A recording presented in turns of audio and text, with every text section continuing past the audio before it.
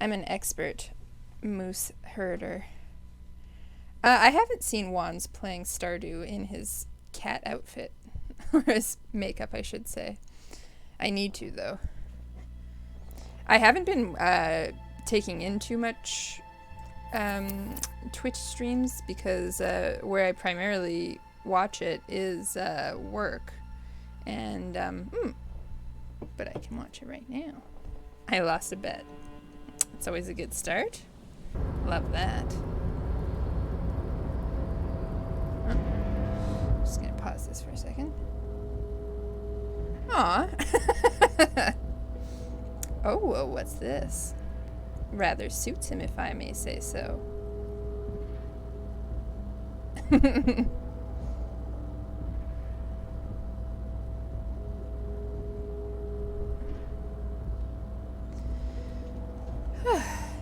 How are you doing, my guys? Okay, so I think I've already dealt with that super mega rich guy. Because, yeah, I have $100 extra. It does sound really raspy, doesn't it?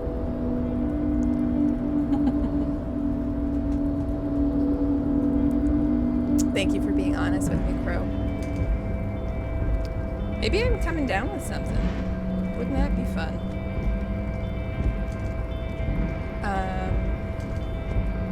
You good, Crow? It's always raspy. I would never think that that was how my voice was described, but I wish that I had a cool raspy voice. Like, I don't know, I always think of like Aubrey Plaza or Emma Stone. They've got cool voices. I wish I had a voice like that. You know, does anyone here watch The Expanse? Min, I feel like you watch The Expanse, right?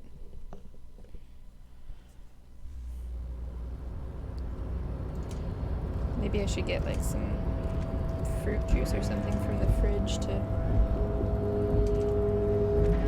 My diet soda is probably not the best thing to be drinking.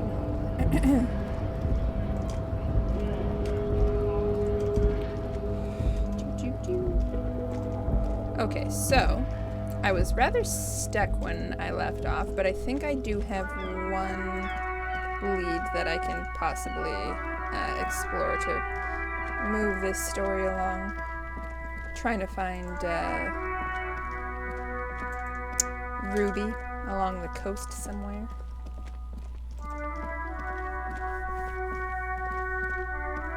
Yeah, Christian, yeah. She's got such a crazy raspy... I mean, I wouldn't want to go that far, but she has a really cool voice.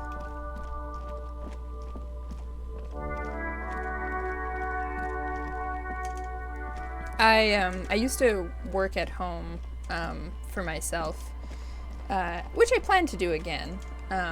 But I used to like not talk to people for such a long time that when I would eventually speak, I would have the same thing happen, Crow, where I would like, it's kind of weird. Your voice is a muscle, and yeah, it needs some exercise every once in a while. Otherwise, it gets all like tight, bad.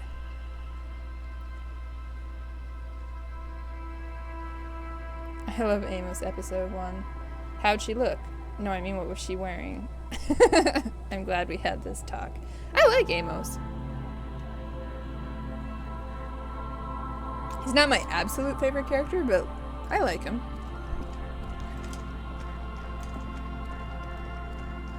I don't remember her name, but I like that Mars soldier.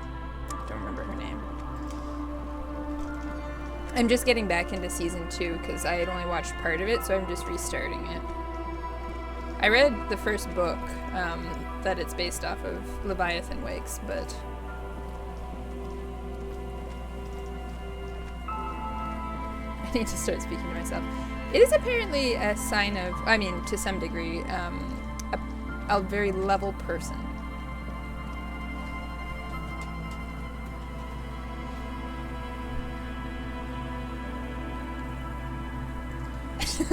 That certainly would help, wouldn't it, Crow?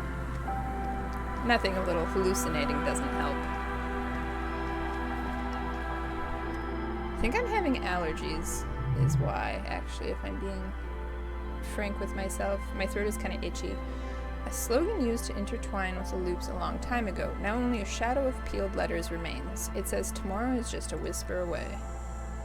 Above the mural, a collapsed roof, broken windows set in walls that are cracking and will soon also fall, and the coastal breeze rustling and sighing in the remains of the edifice.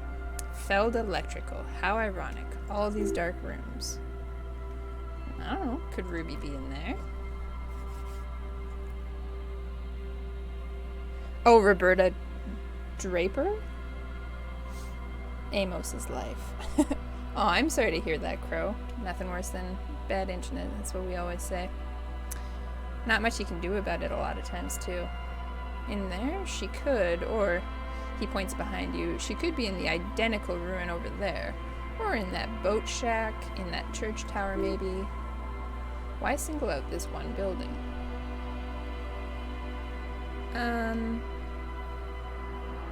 Okay, I think I have a ton of clothing that actually, like, boosts my shivers. Just make sure nothing is damaging to it.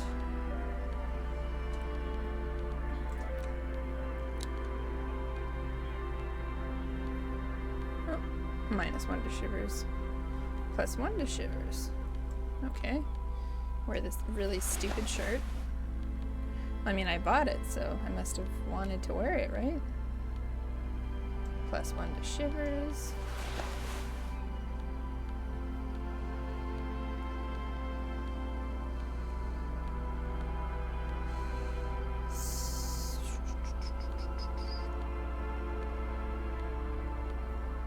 Is today a day off for you, Mint?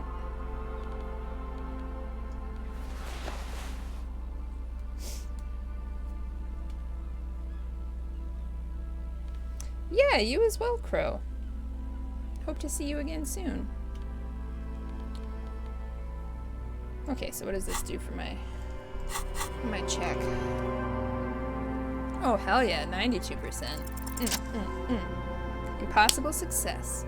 Even though you're sure you succeeded, all is quiet. There is no cold hand brushing against your forehead, no rustle in the reeds. The wind has died down. The ruin in front of you is silent as a tomb. What was I even attempting to do here?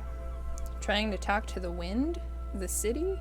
Whatever thought you would happen did not, and now you're just standing there with your hands fallen to your side. Is trying to talk to the city something you've done before? Is it in your secret repertoire? A trick for when you're out of ideas? Maybe. She could be anywhere. How do we find her?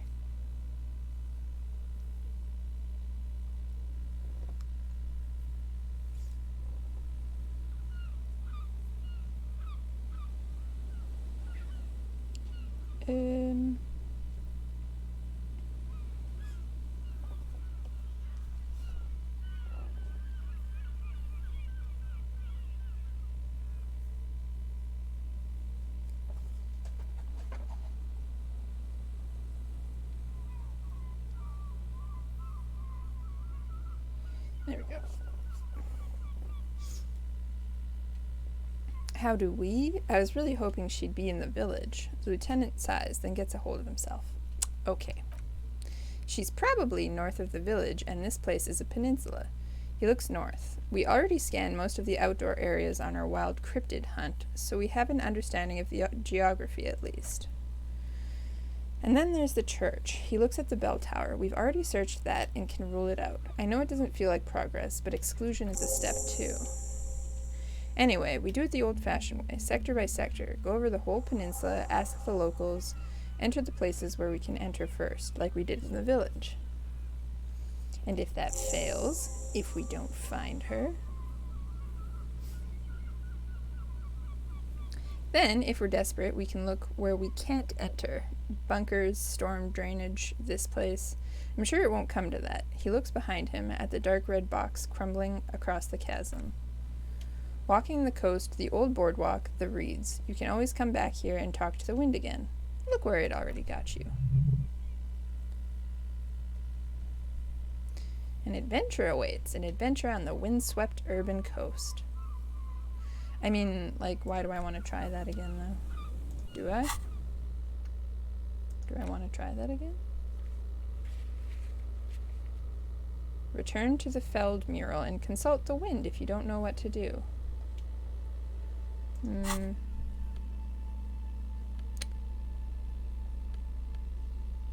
Well, I don't really know what to do. So, has it got anything good to say again? Suddenly there's a sigh, carried on the molecules around you, moving, flowing from high pressure to low pressure, like that of a woman emptying her lungs. She wraps the collapsing stone box in front of you in her breath, flowing through it. Where does it go? In through the collapsed roof, flowing down a concrete staircase, to the basement, sweeping away footprints in the dust on the stairs, and then the beach below the boardwalk, its winding tunnels, a whisper away. What is happening? She's down there. I think she's down there, below this building.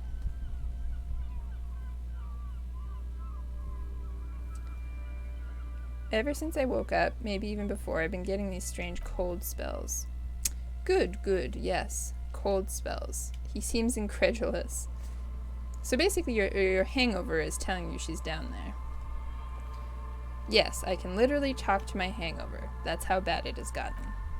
Right. How do we get in, though? The doors were on the collapsed side of this building. They're gone, basically. There's a ladder next to the sign. Perhaps we can climb them? Enter through the roof? Perhaps you can climb them. We are not climbing anything. I'm 43 years old, and I plan to live to see 70. Well, okay. I mean, rude.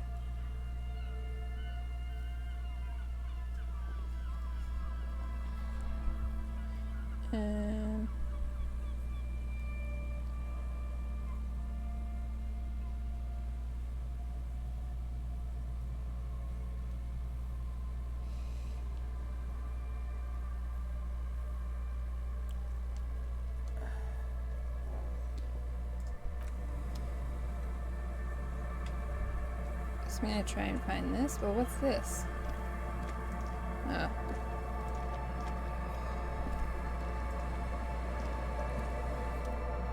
A rusty ladder leads to the rooftop. Some of the rungs are missing.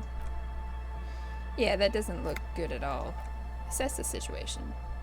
The distance between the remaining rungs are rather wide. You'd have to use the mounting brackets. However, they seem corroded and the peeling rust is razor sharp.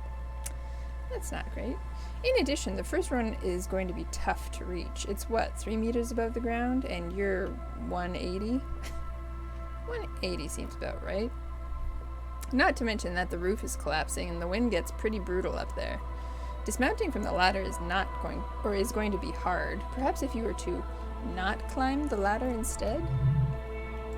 What if you were to do something more subtle? What if you were to reconceptualize climbing the ladder?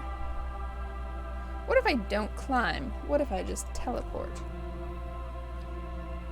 The lieutenant stares at you, stone-faced. Teleportation is not a thing. Even if it isn't, no one told you. It is a thing for me. I can't remember it's not a thing. It's not how physics work, detective, and even if it were, wouldn't you need some kind of apparatus, a teleportation field, or... What are they talking about? The kid behind you whispers, asking his father. Teleportation, Michael. Or Mikhail. It's generally thought impossible. Won't hurt to try. Hey, that's actually not too bad. I can maybe teleport to the roof. Hell yeah. All you need to do is close your eyes and concentrate. Darkness enfolds you. You can feel the distance between the bench and the first rung of the ladder. All you need to do is do it. Zoot, zap, pow, crinkle. It's like magic. You feel yourself disappear, your atoms fading out of existence. Oh my god, I can't believe it. Bam. You find yourself on the roof, having mastered the art of physical displacement. Wow, good for me.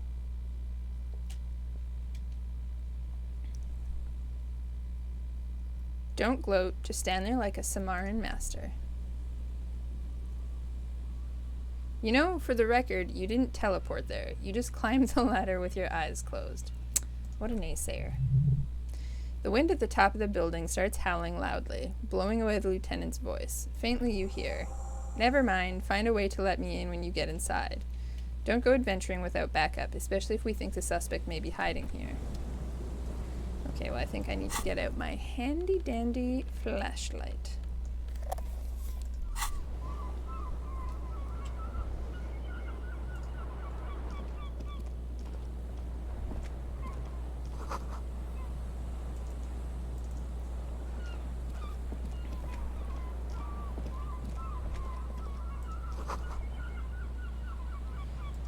It's a long way down. Sure is. The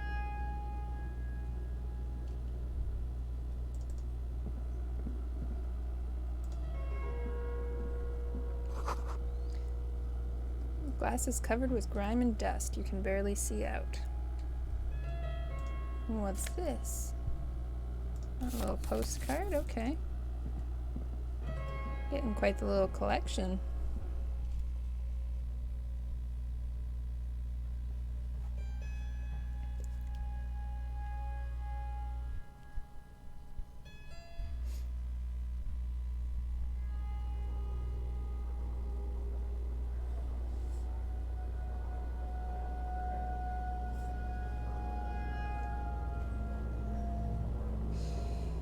Oh, what's this? This collapse nearly sealed the basement. One can barely squeeze by. Antiquated office furniture, last century maybe? Oh fuck that, okay. Whoops. It's just getting back out.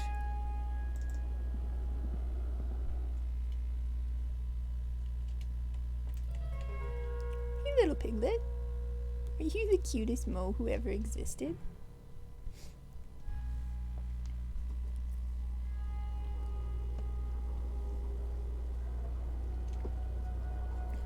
I'm dressed like an absolute jackass. Put this tie away. Get that dramatic. Do we have any glasses that just only have positives? No, glasses are just for nerds. +1 to electrochemistry. I think that's fine. Maybe interfacing. I don't really know.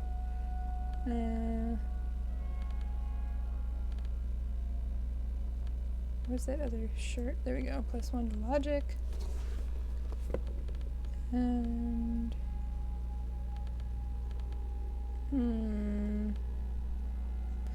I mean, I like that this boosts my drama, but it does make me look like a giant tool. That is also true. Conceptualization. Maybe I'll just do this.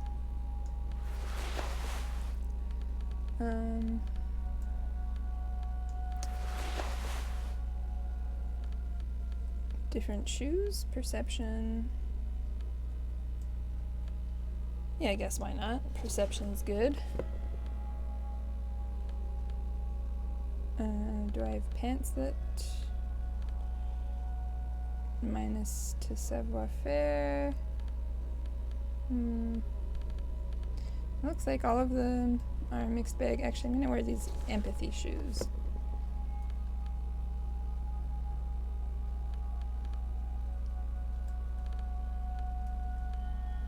Well, there we go. We gone did it. We gone done it.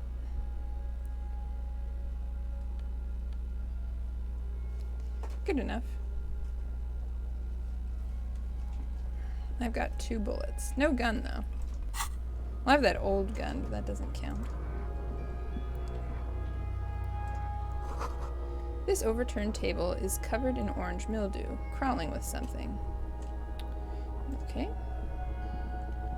I actually really need to find, like, a health thing. Old file folders in the cart. Documents silvery with mold. Ew. That's gross. A series of thick, dusty panes of glass. Interfacing. This isn't just glass. These are old computation components. These are computer components? Yes, filament memories from the time when wires were cast in glass. Slides with an inlaid nervous system. How'd they do that? And why?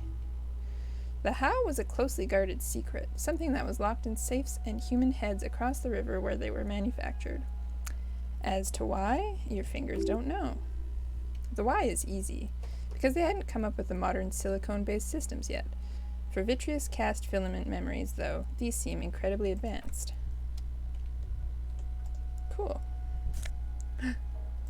New jacket. Suggestion. Heck yeah.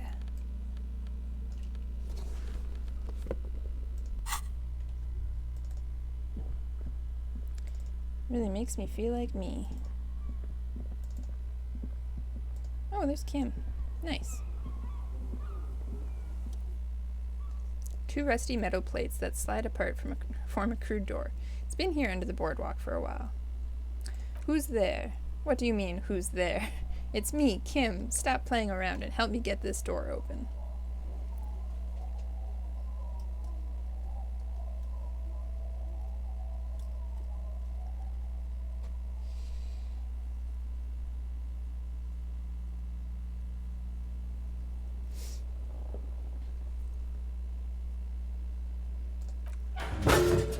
Guess I'll let him.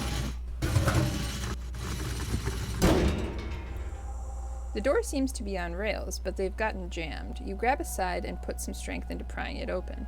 With the help of your partner, the 2 metal panels slide open with a creak.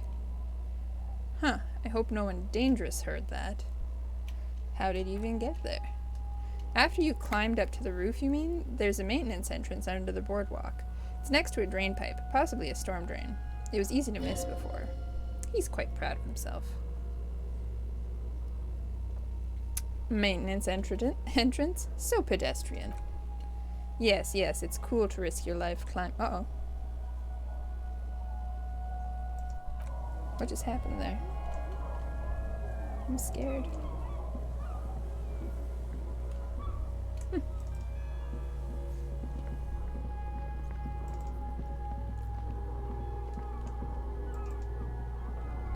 I like this music.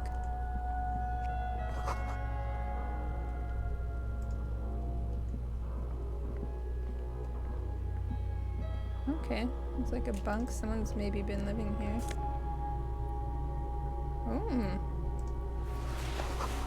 Stale fabric, smell, and dust. No one slept here in months, maybe years.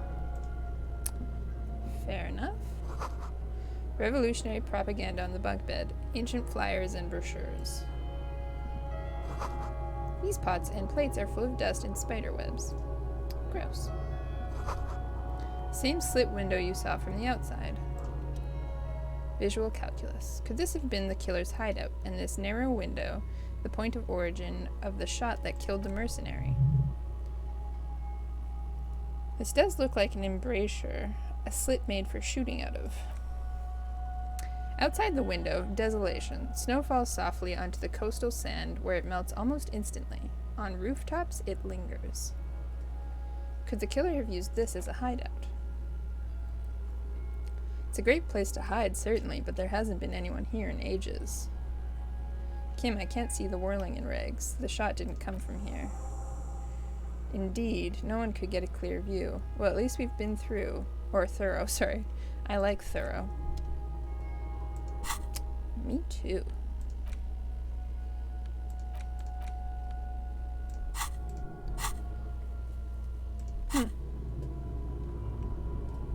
Well, hopefully there's still some cool stuff to see in here. Oh, I didn't even look at this.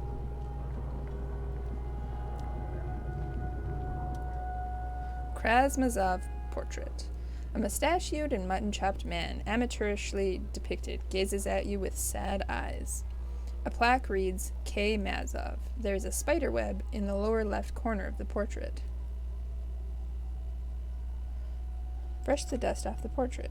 A year's worth of dust is shaken off. The full head of hair, matched by an ample mustache and sideburns, look a bit silly.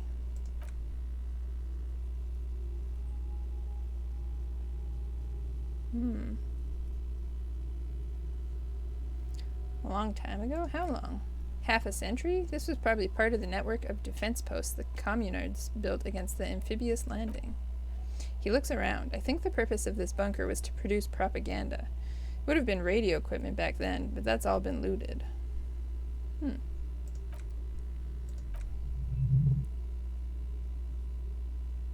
Maybe I should move in here. Seems cozy. I won't stand in your way, but only after we're through with this case. Could it be connected to the Mazov bust we found in the students' room? Millions of depictions of Mazov have been produced. They're not all connected. Besides, that looked like some student stuff. The youths always go for this kind of stuff.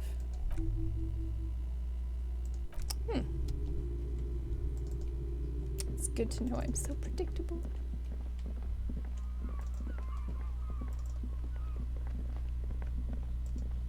Oh, this is a lot bigger.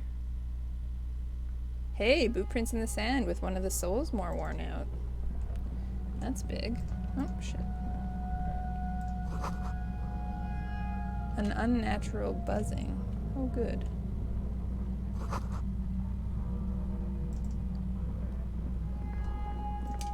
Sounds like a didgeridoo. I like didgeridoo. It's getting louder, the buzzing sound.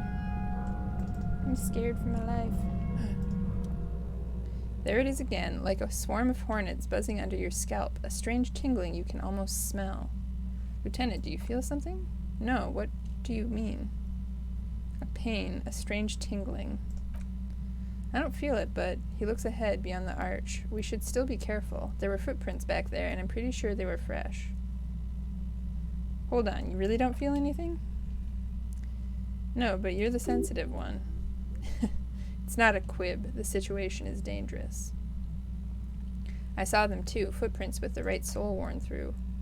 Looks like our suspect, if she's in here. We need to plan our next step carefully. What do you mean?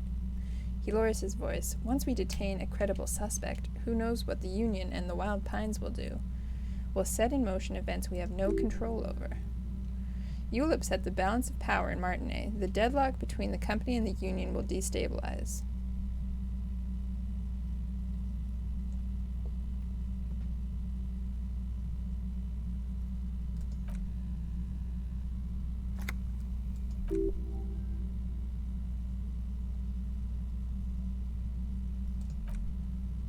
How bad do you think things could get? Well, we're not responsible for what we can't predict, are we?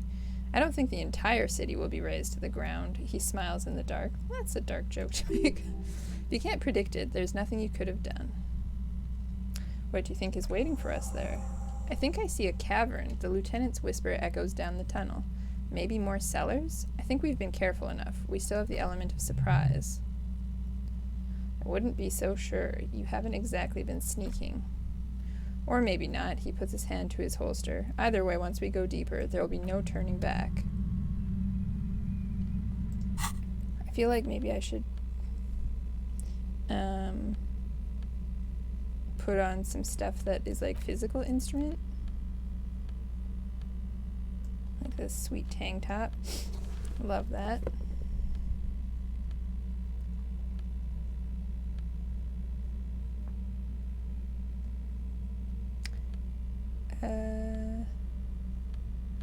Maybe reaction speed is good.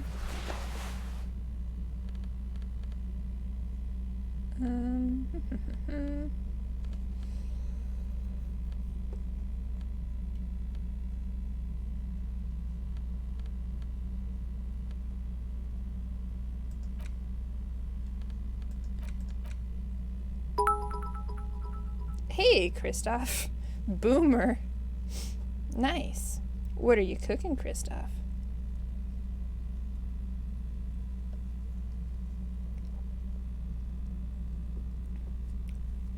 Damn. Didn't know that I had that total there. That's cool. Now you know exactly how bad to feel about donating to me.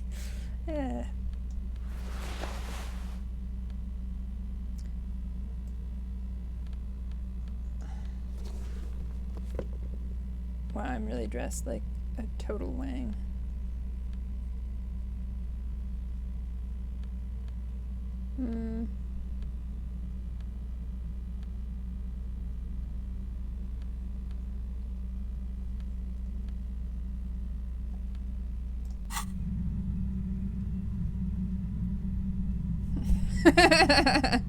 Well, God bless the American tax system. Nice. Bacon wrapped, of course, I hope.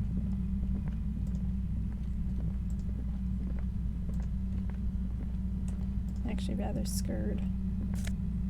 Money in a barrel.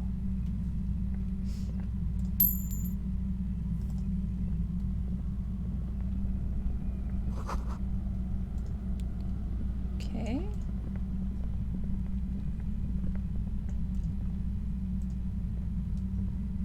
Ugh. Suddenly, your entire body is paralyzed. Aggressive white noise fills your skull. Strange pain like you've never felt before. Through the static, you hear a woman's voice. It's like 1,000 radio stations are being blasted into your head all at once, but her words are the only ones you can make out. Oh, fuck. I know you're feeling pretty uncomfortable right now. Don't move too much or fight it. That'll just make it worse. Wait. What? Why was she talking to me?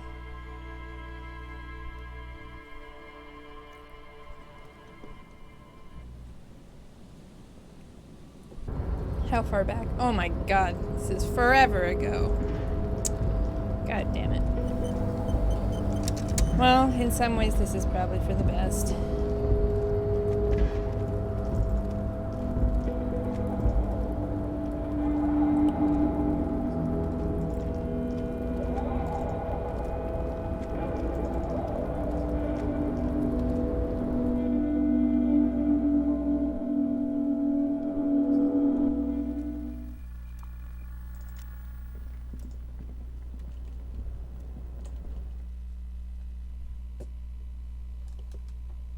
Can't believe this.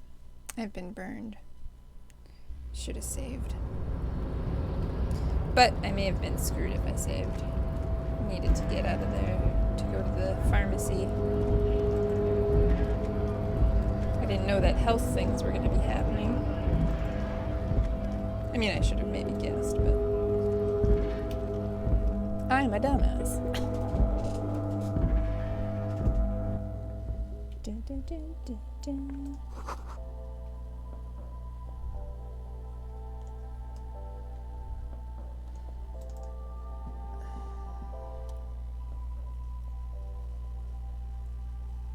I don't really want to buy a raincoat. I mean, I've got tons of money. I could afford one, but I already have one. I am a richer man now. Feels good. Yeah, I'm gonna buy this. I'm gonna buy lots of this.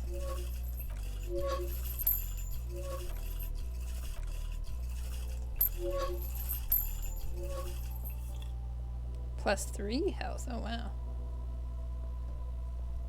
That's very fancy.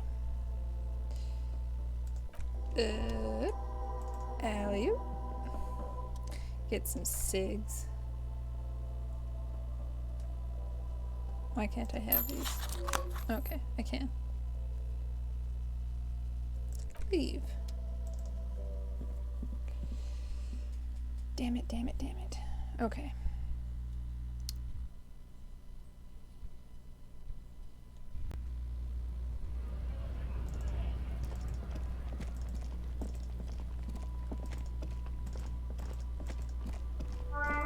Hustle, hustle. No patience.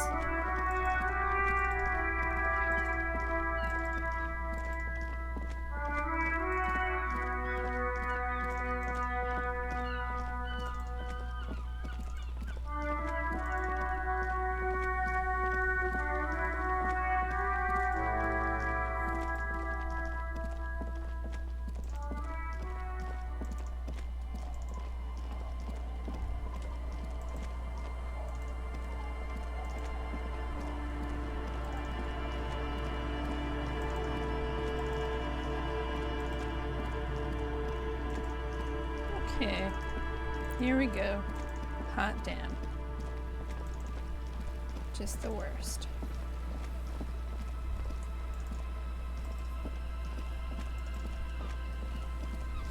Doo-doo.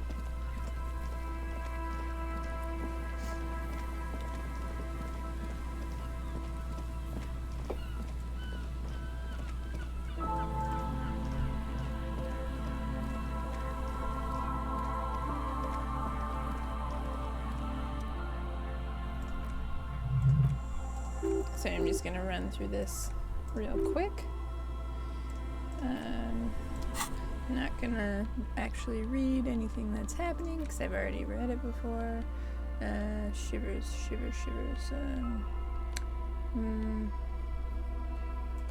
to shivers. Sure. +1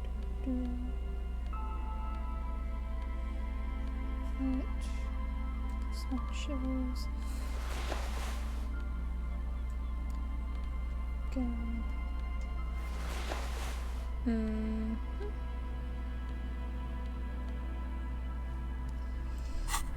See what this does. There we go. 92.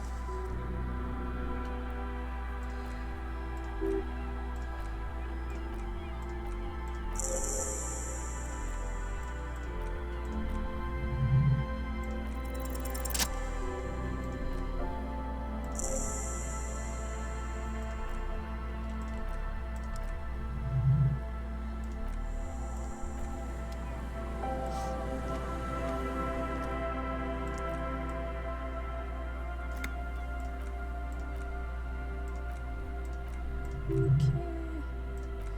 What if I just teleport?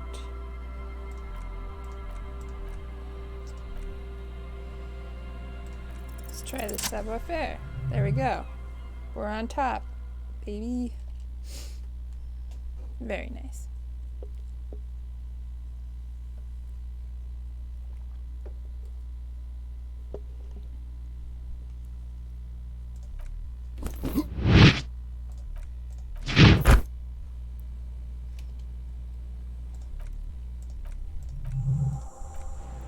Okay, now let's just save. Just in case, whatever happens.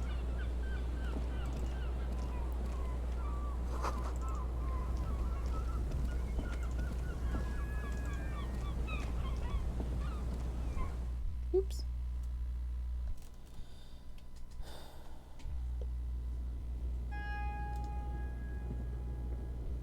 Should have that little internal dialogue with myself. That would be wise.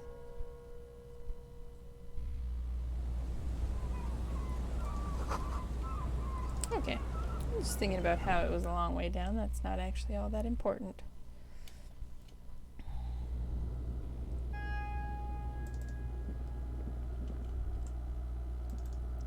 Postcard. Yoink. Okay. I'm excited to get into whatever situation is about to happen here. Seems fun.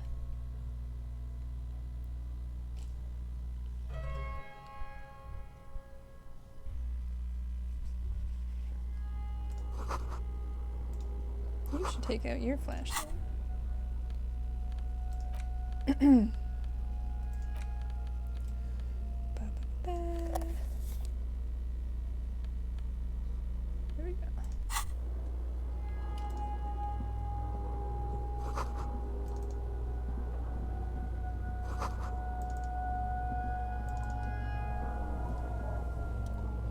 Who's there?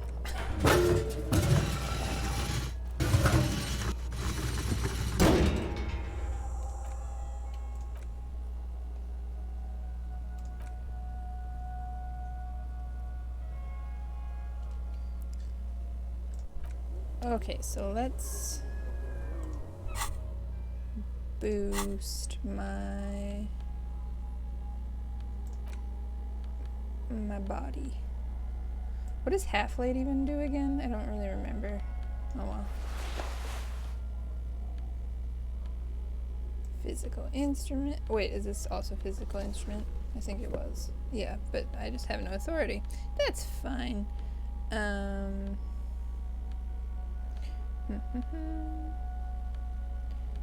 Drama. Physical instrument. Reaction speed. Orange bum hat.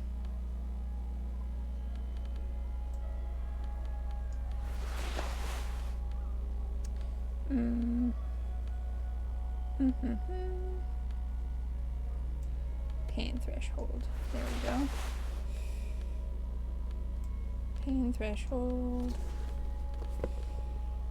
And Empire, Revolution, drama.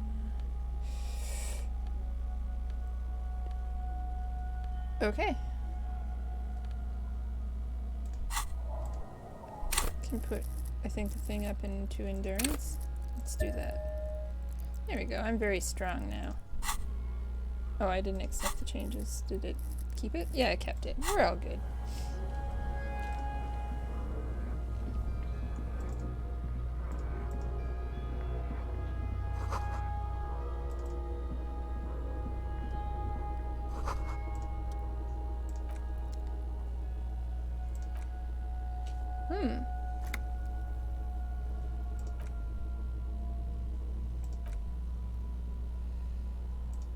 Well, it's good to have Kim here.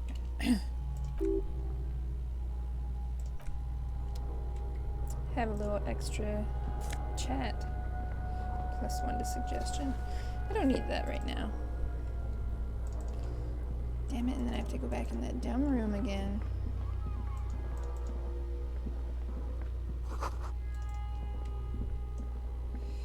Okay, here we go.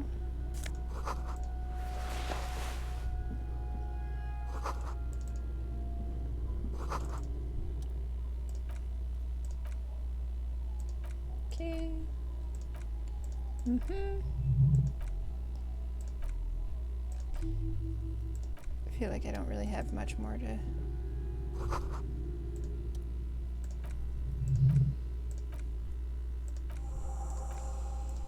I don't think I have much more to say to him. Day off? Kind of. I went into work today, and then my boss was like, "You don't have to be here today," and I was like, "Cool." And then I left. And then I had to sleep because I had a headache. I don't know why I had a headache, but...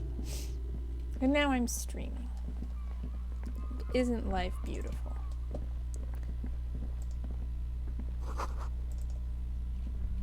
How's your day been so far, Christoph? Did you just wake up? Relatively recently? I never know what your schedule is. It's hard. It's hard to know. Getting louder, the buzzing sound. Okay, I should just save. Wait, I did just save, didn't I? Well, you know what? Let's do it again, because I'm scared. The circle of life feels good, man. Absolutely. Oh. What is it? What was I feeling over here? Okay.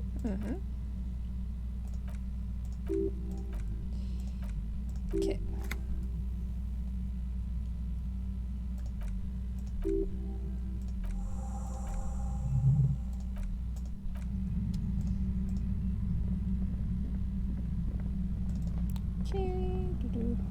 Woke up like 2 to 3 hours ago. Checked into work for emails and such. Cooked and showered. Not much else, to be honest, for today. Might stream later on. There you go. Yeah, I think after... well, I'm going to make a pierogi casserole. I saw a recipe for that. Looked quite good. So that's what I'm going to do for dinner. But then on top of that, I had some changes I wanted to make to my business card that I think I'll try and do tonight.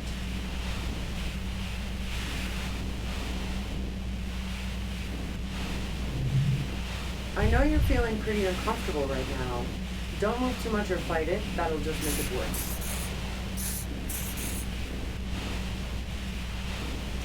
Can't say it's a pleasure, officer. I was really hoping not to make your acquaintance. But here we are. Here we all are. As she says the word officer, you feel a spike in the agony. It sounds like the entire radio frequency range is screaming directly into your neural pathways. Cover your ears? Nobody, that's not going to help. You can't shield yourself from this. It's an entirely new type of experience. Way worse than all the previous ones. Help, Kim, my brain is on fire. The lieutenant crushes his head as his eyes roll back into his skull. I'm using a pale Okay, I feel like latitude he's, compressor. You and your partner have been caught in its field.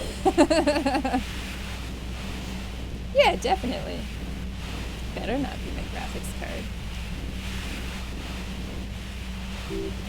The explosion of static you're hearing, it's the ULAN frequency, blasted from that pale emitter Fat Angus mentioned. That boy's really gonna learn to keep his trap shut. And it's not a blank hail emitter. It doesn't emit hail.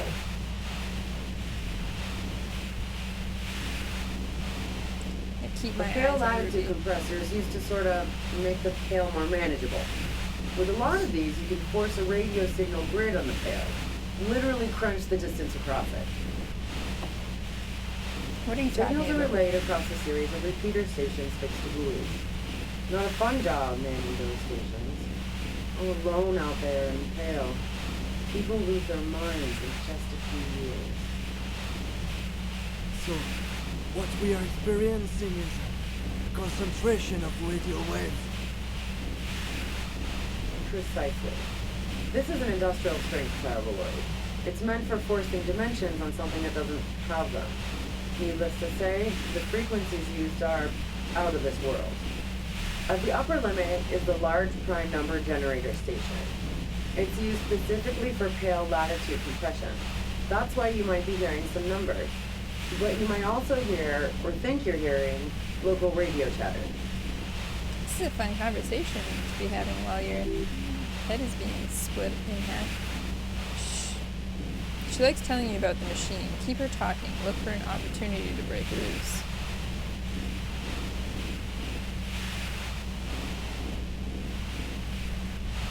What's this goddamn pail anyways? Hail? It's the end of the world. How did you get your hands on this I built thing? it myself. That's illegal. I'm guessing it's patented. Oh yeah, way beyond. Will I stay like No. this forever? Once I shut down the compressor, the pain will end. It may take a few minutes for you to steady yourself, though. It's a bit like walking out of a very confusing dream. Have you experienced the compressor Yeah, yourself? I stuck my head in there before using it on you. Seemed like the ethical thing to do. Can't say that I enjoyed it. The field was weaker, but I can imagine what you're going through. This is all great, but let's talk about the man who was killed. Yeah, let's not talk about that shit. You were hunting me and fell into my trap instead. That's all there is to say about it. Please, could you just turn it down so I can ask If you you've got something really important to say, you can do it through the white noise. Turn this. God damn it. Fine. If you really want to talk, I can dial it down. I've also got a gun, by the way.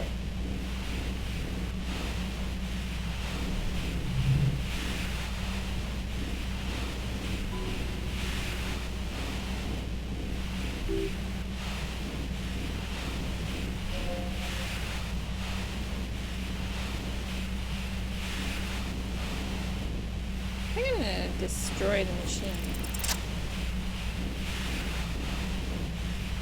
You dumb idiot.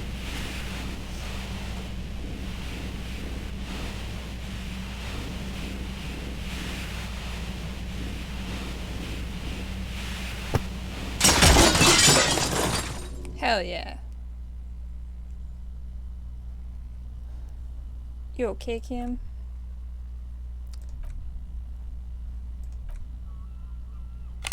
Oh, fuck.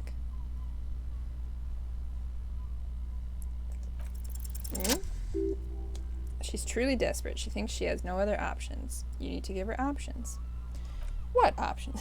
XCOM, baby. Well, then I would have failed that for sure.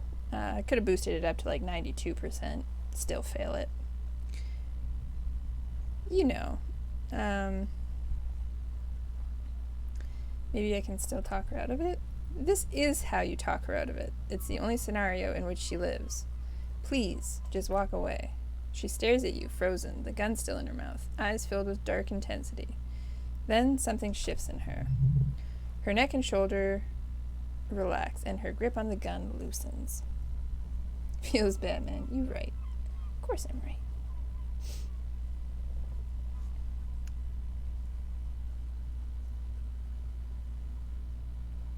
You don't have to do this. You're not cornered. I'm letting you go. Day of miracle, she says, pulling the gun out of her mouth, eyes still fixed on you. Then she turns her gaze to the tunnel behind you. I'll take it. She runs past you, then past the lieutenant, and disappears into the darkness of the tunnel. Good call. The lieutenant is still unsteady on his feet.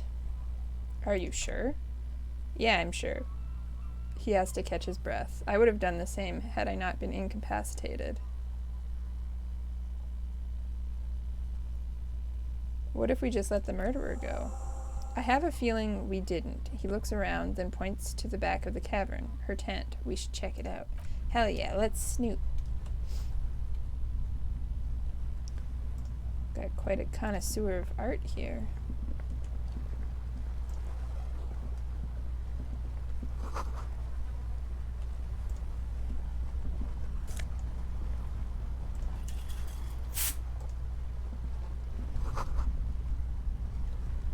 Porridge with bananas. It's not my favorite meal.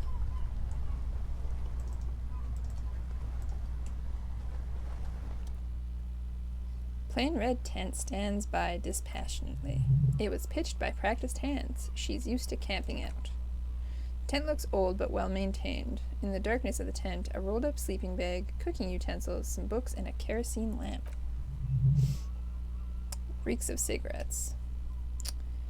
Shine your flashlights on the books.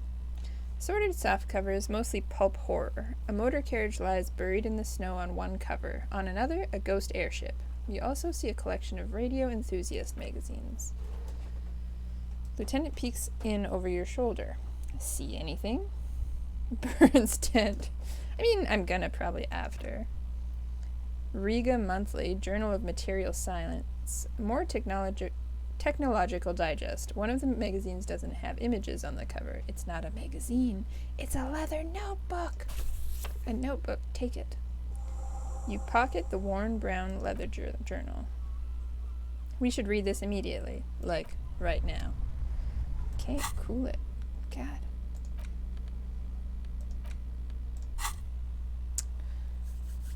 A thick journal. The cover is worn, like someone used to carry it around in their back pocket.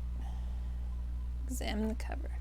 It's made of full-grain leather. The lower left corner of the back cover sports an embossed brand name, Schneller. Schneller is a stationery brand from Gottwald, beloved among architects and engineers. She's got good taste and must have taken whatever she recorded here very seriously. Unwind the strap. The journal falls open. About 2/3 of its ruled pages have been filled. Study the handwriting, I guess. The large cursive of someone who writes quickly and confidently. Perhaps too confidently. Many phrases and even paragraphs that have been crossed out, with tiny corrections scrawled above and in the margins. It's a mix of logistical notes, diagrams, and personal reflections, all dated. It's good she left in a hurry. We could learn a lot from this. Guess so. What kinds of logistics? Hard to tell exactly. It's mostly noted down in code. Looks like contact information, quantities, directions. There could be useful information about local operations in those notes. We have a junior sergeant at my station who's good with codes. I can give this to her after we finish this. What are the diagrams of? Esoteric radio technology. The most recent ones probably pertain to the latitude compressor. Sketches, calculations of distance and density. You make out a familiar spiral shape. Anything personal? Short, wry observations of people and places. Probably a way to pass the time on the road. Also what appear to be attempts to sort through some difficult decisions. There are a few passages with many questions in them. How far back do the entries go? The first entry is from August 2nd of last year. It reads simply, I know my position is precarious. All I can do is make myself as useful as I can while looking for a way out. Remember, no one is indispensable. That be true. What did she write on the day Lely died? Nothing on March 4th. March 5th, though. Well, that's bound to come back and bite me in the ass. I'm bad at this. Loyal to a fault. But that's another matter entirely. You have no idea what she means. These are personal notes. Don't expect to understand all of it. Damn it. What's the most recent entry? Even when I leave here, if I leave here alive, what's my next move? Staging a lynching is a crime, even if I'm not accused of murder on top of that. Forever on the run? Not really my idea of the open road. Man, I was really looking forward to winning. I just don't think she killed the mercenary. It's mostly a gut feeling, though, since we let her walk out without hearing her side of the story. If she didn't do it, then maybe it's good that we didn't catch her? I wouldn't go so far as to say that. We have other reasons to arrest her. He frowns. Besides, I'm not sure her life as a fugitive is going to be much better than with us. Then who do you think killed the merc? Could have been Titus. Then again, he pauses to think. DaMn wouldn't fuck me over. I don't know. Either way, we need to keep an eye on him. Somewhere along the way, we might have been fed a lie or two. One thing is for certain, we have business back in the Whirling and Regs. Questions to ask. We should get to it. Was that right? Is that right? Well, I guess I should put on my dramatic clothes.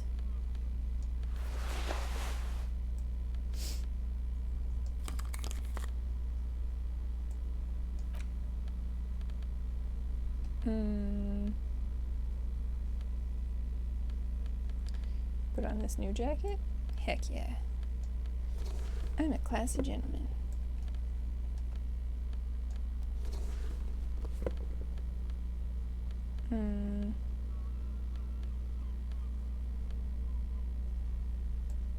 Do need better pants.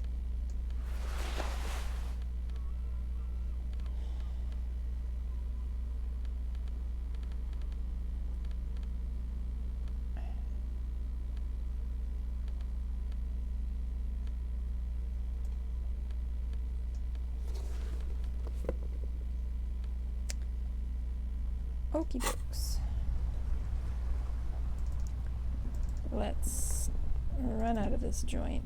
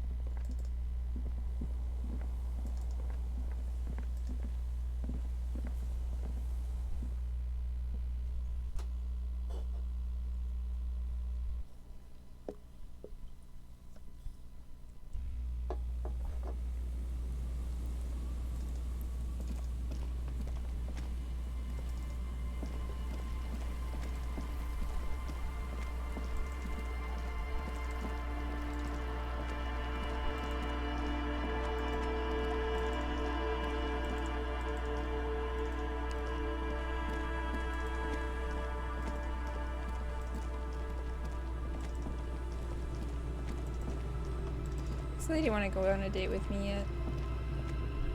The waves are beginning to die down. Nope. That might be an emphatic hell no. Oh, come on, really? Gotta go around this way. It's a rip.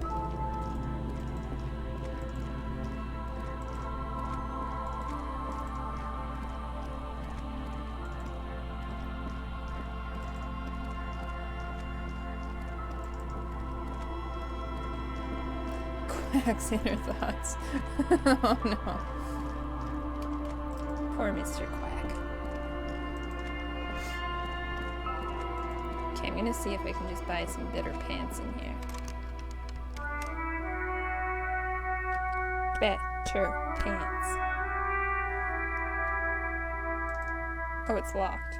Okay, well, I guess I can't buy new pants.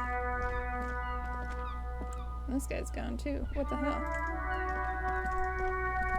I guess it is 5. Oh. I'm all out of shit to give, loincloth. Welcome to the fucking reckoning. Wait. Who dis? What? Put your goddamn gun down. People are gonna get hurt. We need to talk this through, all right?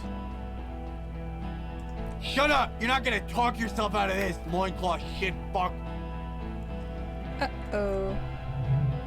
This is the mercenary at the gates. His chest rises and falls under the ceramic breastplate. His fingers reach for the butt of his sidearm. Kim, what's going on here? This is a misunderstanding. Nothing irreversible has happened yet. You can just return to your unit and forget all about this. The gift is merciful, willing to spare us if we just forget about our murdered and humiliated commander. I think we should just kill everyone caught. You all drunk. Come to your senses. You won't gun down 7 people in the middle of the street. This isn't a frontier town or a jungle outpost.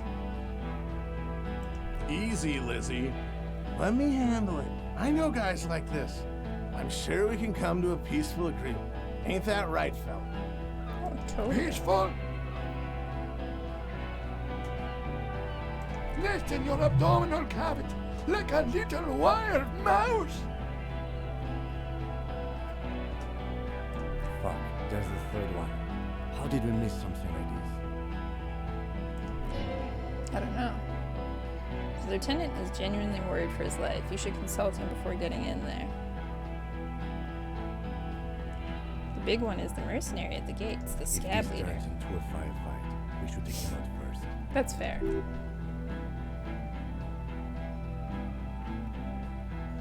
What My do we plan do? is not to get killed, but we have to intervene. We're out of time. The This mercenary is... tribunal. I didn't find my damn gun.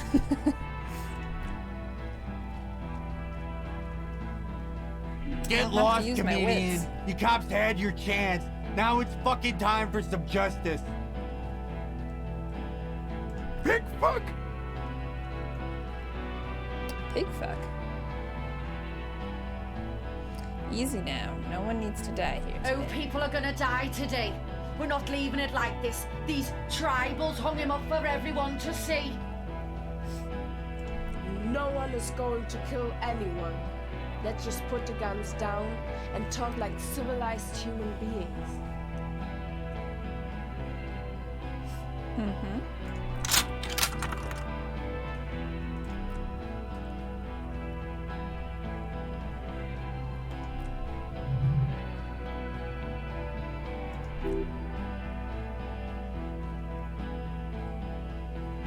Make him talk. Present an argument. I'm barely keeping together here. This is it. If you talk to him, he will rattle you, not the other way around.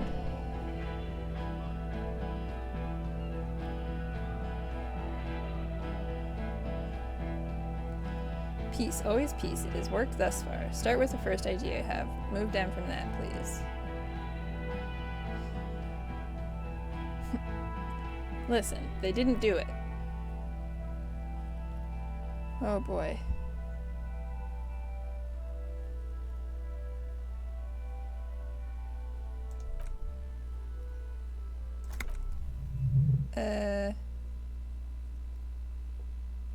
His fingers are twitching. That's a draw reflex. He's about to draw.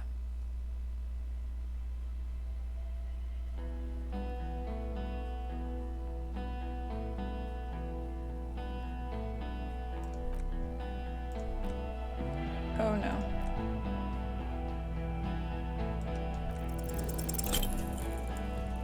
Oh no.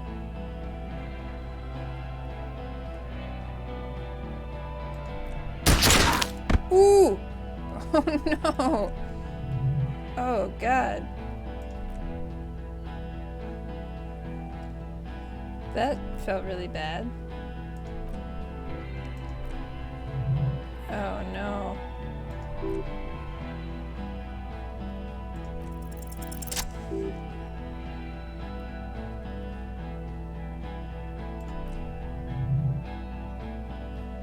Okay, I only have time for one argument.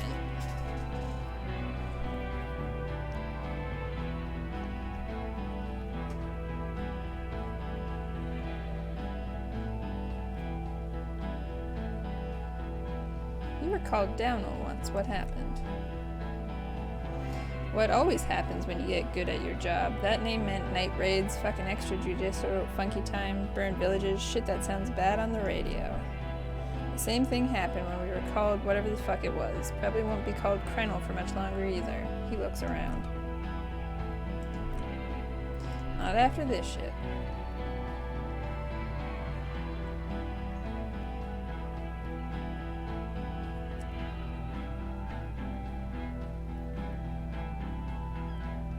The Wild Pines rep does not approve of this.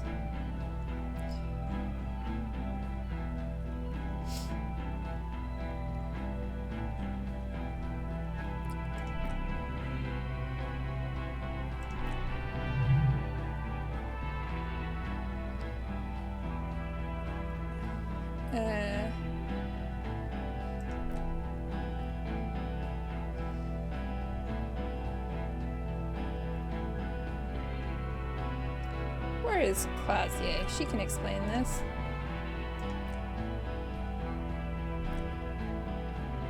Uh-oh.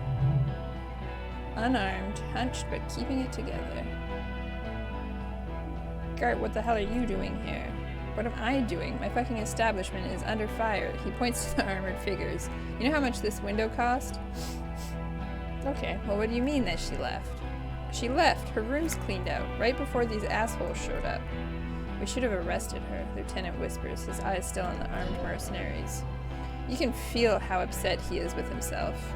Just for a second, then the fear takes over and he's back in the moment. You're all drunk. Look at yourselves. Yes, so what? Your judgment is impaired. You'll regret this. Nah, he wipes the sweat from his brow. I'm clear as day. Fucking government-ordained super soldier. Enough already. What is this? The woman's voice is furious. We didn't come here to fucking chat. Oh boy. Didn't know you had a third guy.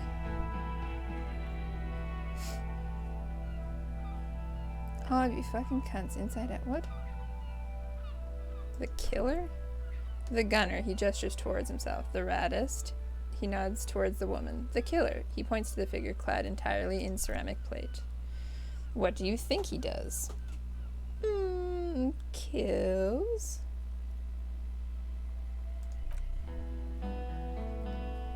Oh boy.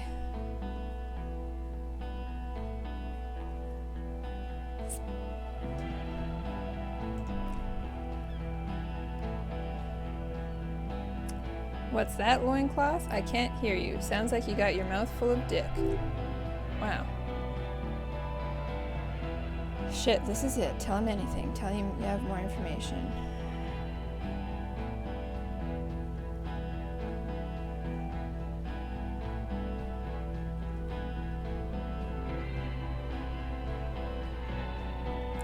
God damn it, I did my best. I just need more time to solve the murder. Well, the porcelain man raises his rifle and takes aim at you. His hands are steady and the long barrel of the rifle sways slowly.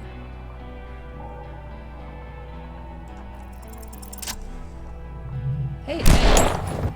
Oh, fuck. Did Kim just get shot? Oh, no.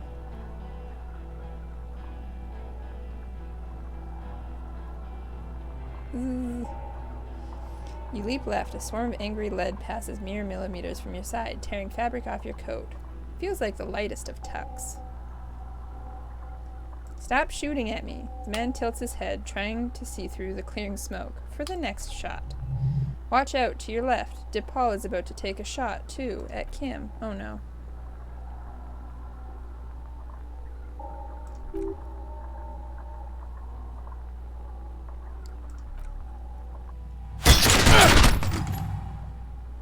Ooh. This is quite dramatic. Then two shots rang at once, one from Lieutenant Kitsuragi's pistol and the other from DePaul's. It's aimed at Kim, but it misses. You hear a scream behind you. Who screamed? Oh, fuck. Glenn, dying in a puddle of blood behind you. His mangled torso has 2 gunshot wounds. Blood gushes out of them like red geysers. You see 2 cold eyes looking at you through all the smoke and the panic, and a pistol raised aiming at your chest, point blank. Then the man squeezes the trigger. I'm gonna look him in the eye.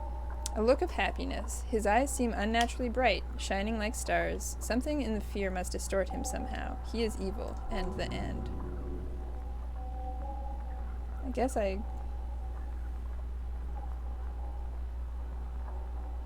Ooh.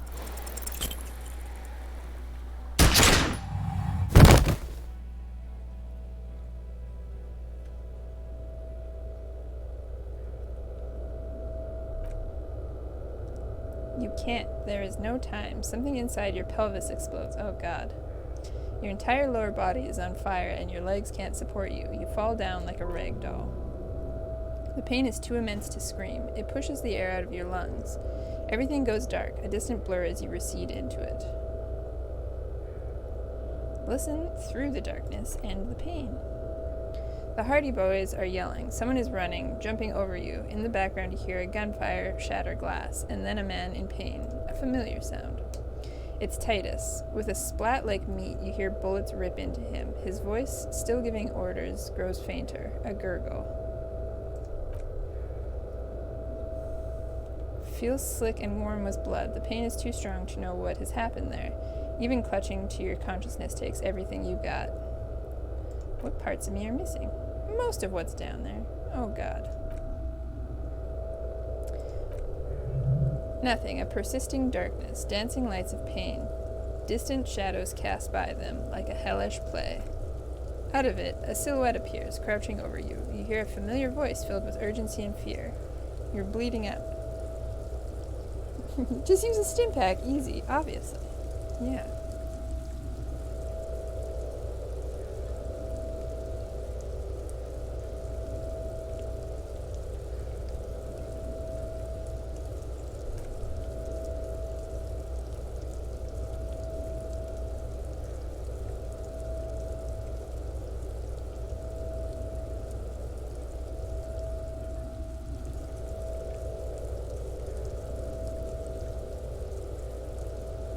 Said I have a vast soul.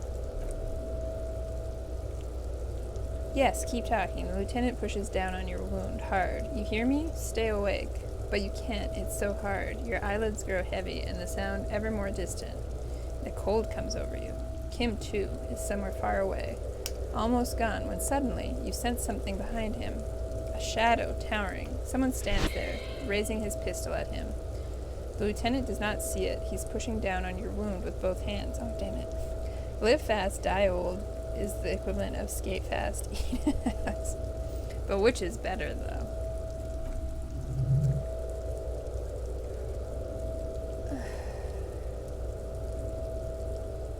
Scream immediately. He's gonna die. Yay! No, you scream. Behind you, from your bloody lips. Your eyes are full of fear.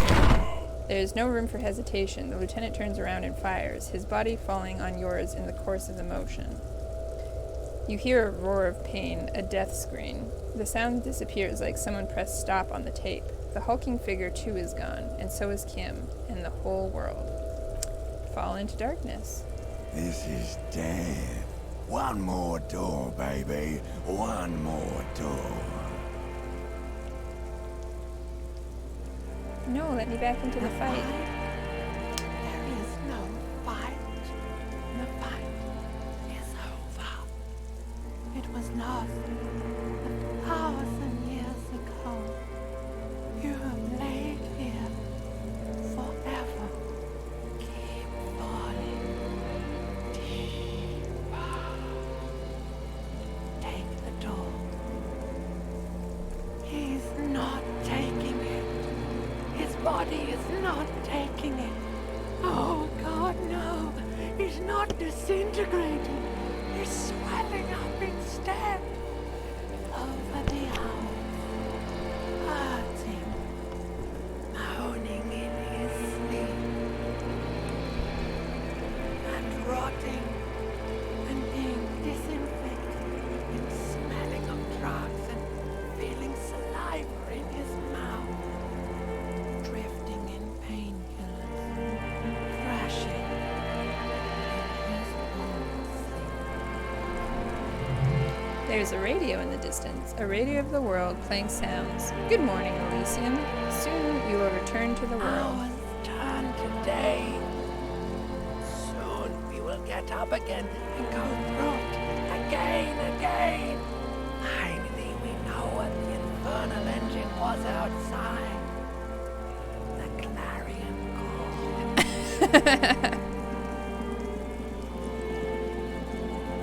A little more brief. The engine of a Kupri Kanina. No, it was him. He is the infernal engine. Can't you see? He never stops. He only gets worse. I'm scared.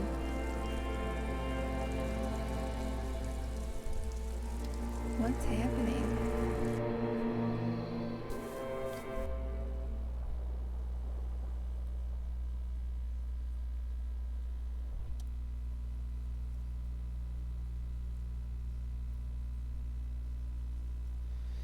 You see Kim's familiar shape in the orange jacket. It turns double, then triple from the pain.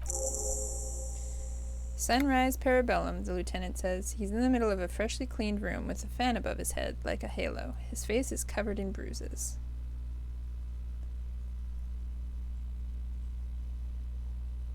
What did you say, sunrise? Sunrise Parabellum. Sunrise, prepare for war. It's an old revolutionary saying. Is it war today? He looks out the window. The gates of the harbor are boarded up. The streets are a little more empty. Apocalyptic violence is yet to erupt, I am relieved to say. I think we may have held it off for now. He unzips his bomber jacket. Barely. Ouch. That's right, he nods in agreement. Ouch indeed. The room, it's clean. Mr. Gart cleaned it. It took him an entire day. How long have I been out? 2 days, in and out. You've been up enough to take Druamine and curse and drink water. Ouch. It's not ouch time yet. You just got a Druamine pill an hour ago. Wait until it wears off. Damn it.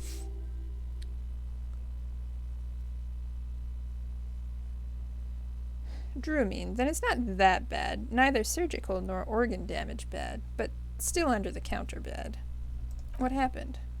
What happened? We tried to take the diplomatic route and hoped they wouldn't attack first. They did. The major gave the command. What happened then? As retaliation, their rifleman tried shooting you. He missed, or you dodged. I dodged. He nods. Then I shot and wounded him while Glenn took a bullet in the spine. It was meant for me. Glenn did not survive. Oh no. This is not the first person to die in his place. He goes on. Titus, Fat Angus, and Theo charged. Angus and Theo died before they made it to intensive care. Titus died in the hospital yesterday. Elaine and the young musician, I forget his name, they're all that's left. Titus is dead? Yes. You were bleeding out. I think you said something about your wife, and you warned me. I was able to disarm the major before he got the jump on me. I was not able to kill him, as I should have. Krenel took him. The lieutenant takes a cigarette from his coat pocket and lights it. A bitter smell fills the room. A stray bullet killed DePaul, though, and that's what happened.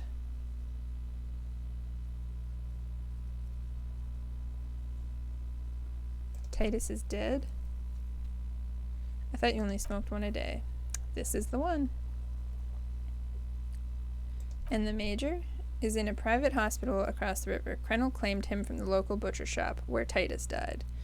Turns out he's insured. We won't get to him anymore. The good news is he's not coming here either. I did some damage. Okay, how many casualties on the Union side total? 6. Glenn, Theo, Shanky, Angus, the fat one, he took a lot of bullets. There's a pause. And Titus. And Elizabeth, too. Elizabeth Buford was her name, the gardener. She did not make it? Damn it. No, she bled out before Everett's surgeon could help her. Everett sent his personal doctor, but he shakes his head. A costly loss for the Union. She was being trained for leadership. If I would have presented the theory better to their leader. Ow, my morale. She never had a chance. She should not have been there in the first place. There was no way to convince them. And that's all, he nods.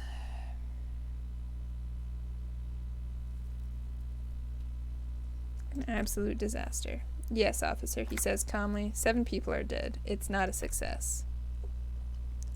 But what's done is done. The violence is cordoned off. The hornets did not get into the bee's hive. He rubs his swolled chin.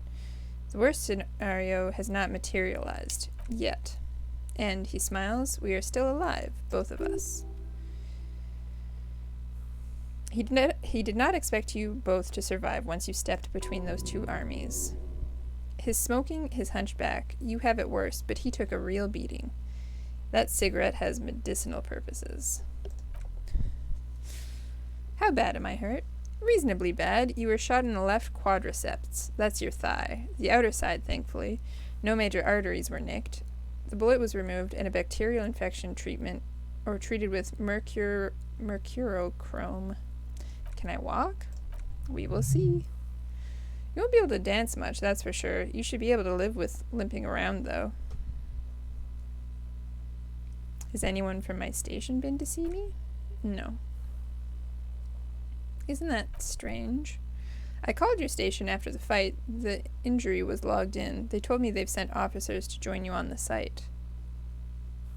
Odd, you haven't seen any, have you? There's a pause. I'm sure they're worried about you. That means he hasn't seen them around while you were out. They're not really worried about you. If they were, wouldn't they be here? Better not agitate myself further. It already hurts.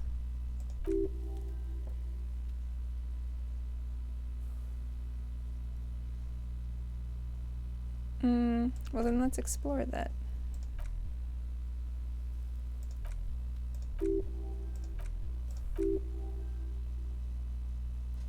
Okay, if not my station, then who treated me?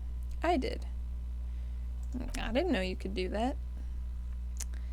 It's part of a detective's task chain. You can do it too. Actually, you can. You can even remove a fractured bullet, it seems. Are you hurt? Not very, he rubs his chin. I have a concussion from the major beating me with the butt of his gun. I try not to move too much. Things would be much worse if you didn't warn me. There's a pause. Thank you. I did not see him coming. Stupid of me. Okay, well, I guess I'm going to try and get up.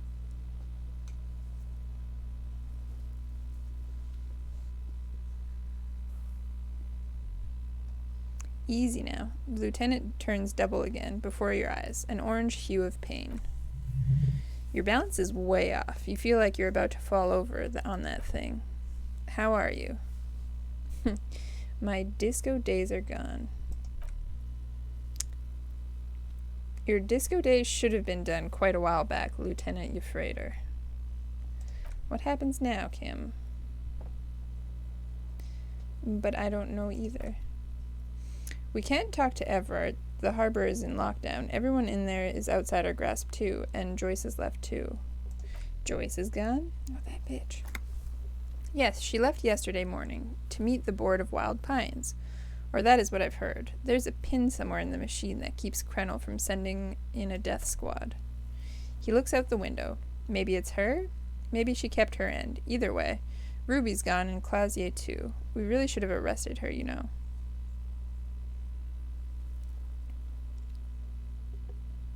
Wait, you've checked? Who did it then, Kim? Who killed the hanged man? I don't know. I think the theory you presented, it's someone else outside our circle of suspects, was right. It had better be. Everyone within the circle is either dead or gone. Honestly, I think our investigation has not produced a single credible suspect. His voice is calm, matter of fact.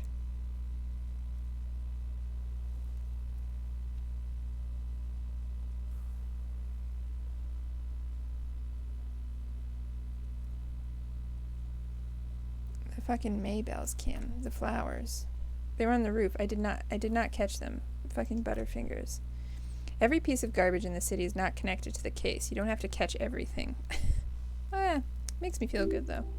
He's wrong. No, Kim. Every piece of garbage in the city is connected to the case.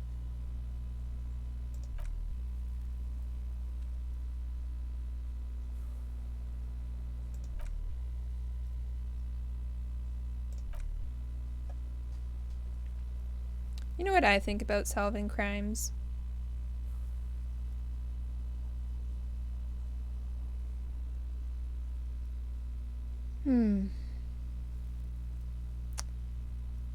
Solving crimes is super easy.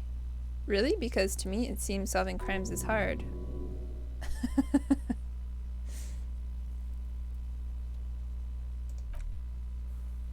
I'm ready. Good. There's a pause. Where do you want to limp?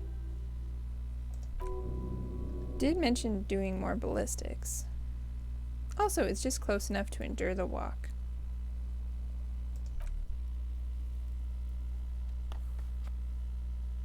On the sole of his boot. Okay. Interesting.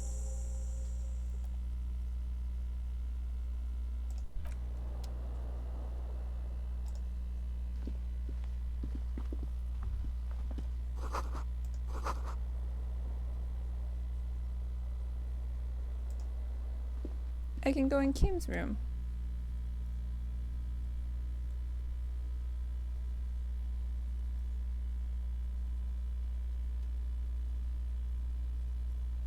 You know what? I am gonna do that. Need them chain cutters. Do do do do do do.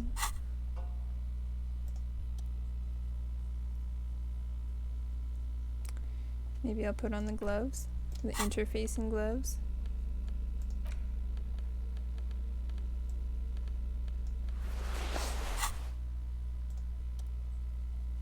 There we go. The faucet is quite terribly mangled, but you just might be able to twist its parts into place. Shoo! Oh my goodness, I'm sorry.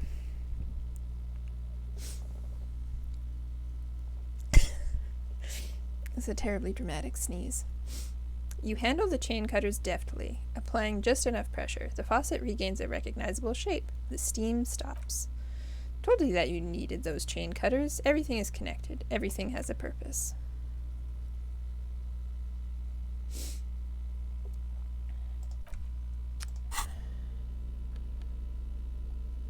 Okay, put these on.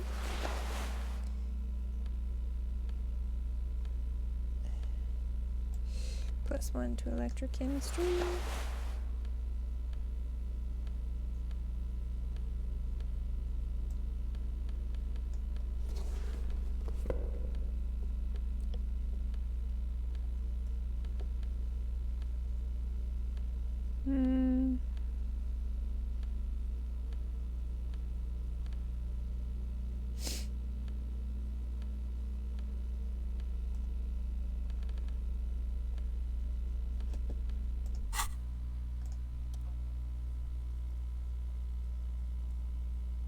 Okay, I'm gonna try this.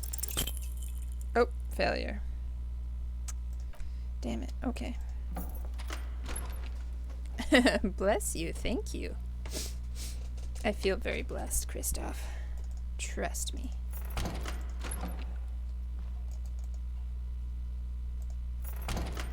I wanna go.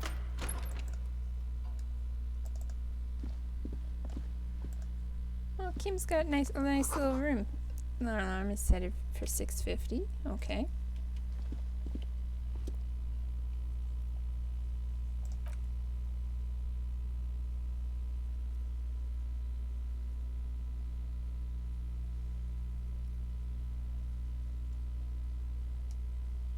Thought I was dead for a moment.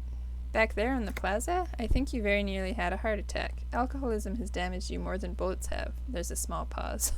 We should go. Damn, dude. Don't have to throw that shade at me.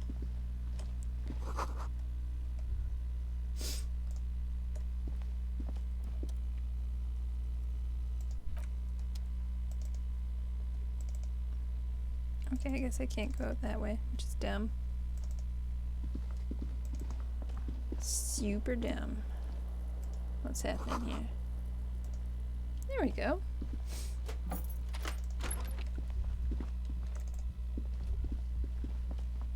What's happening? Oh, okay, don't run on it. That's fair. Well, what did she leave? Next to stacks of bills, you see a note, a few lines jotted down in large, uneven handwriting just as the writer was about to rush out the door. I'm sorry I fucked everyone over. P.S. I didn't kill him. P.P.S. Gift upstairs. A gift. The lieutenant turns to the staircase suspiciously, looking for any signs of another presence in the shadows above. What could this gift be? I am not drawing my gun yet, but I don't like gifts. He says he's not, but his hand moves instinctively towards his holster as he studies the note. Seems she left in a hurry. It's hardly surprising. Clausier, what did you do? What did you do?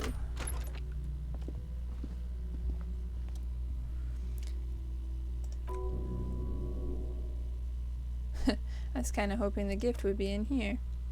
I always took you for more of a drunk than a chemical abuser, Lieutenant Yefrader, he says as though it's self-evident. Should we go? Just really clean this out. Mm-hmm. The lieutenant nods. She certainly had her priorities straight when she was packing. Well, naturally. Okay.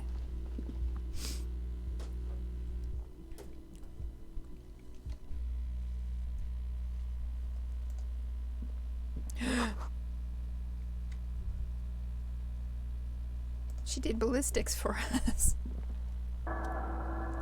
You see the same two neon lit shapes, a man and a woman, only now a red thread bisects the room, pointing from the antenna outside to the cupboard on the wall.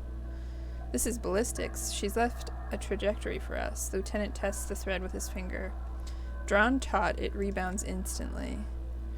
A ray of backward motion explodes from his mouth to the roof outside. A prime to then widen into a radius of locations in Martinez. B prime, B double prime, and B triple prime. Where does the thread lead? It suggests the bullet came from the extreme upper quadrant of possible angles, from a point beyond the roof. B. The island in the bay. Is she trying to tell us that the shot came from the islet? Damn. He nods. Unless she thinks the perpetrator was standing on the ring antenna, that is where the thread seems to point. How did she know how to do this? She was there that night. She would have known precisely where the bullet hole was in the glass. She had a long time to think about it, standing on that roof, staring at that glass. It also looks like there may be more to her skill set than we know. The question is, should we trust her? This is her way of saying she's sorry. I find that hard to believe, but at this point, what difference does it make? This is also the only point of origin we haven't ruled out yet. So it is. For a second, he seems tired. You seem unenthusiastic. I just haven't gotten a lot of sleep for these past few days. He doesn't really believe this will yield anything. Okay, Kim, stop being such a non-believer. Maybe we need to go to the island? The wind blows in from the open window. The lieutenant sighs, looking into the cold distance across the water. The lead is flimsy. You might as well go around Martinez looking under every rock and talking to every person. But what else is there? What else is there? Not a lot, no. I'm going to the island. Are you in? Of course, he nods. Of course I'm in. He takes a second to gather himself, then says, how do we get there? Joyce Messier had her sloop, but she's gone. Liliane, the net picker. She's tarring her boat. Ah, yes, of course, the village. Let's go. Okay, well. It's day 6 now.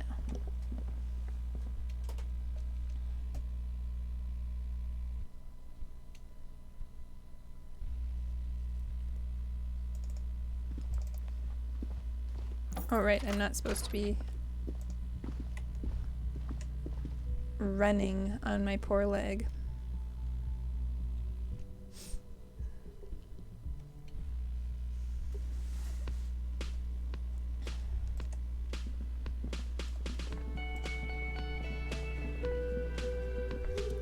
Oh, you're up. It's good to see you back on your feet. Did you like your room? I cleaned it for you.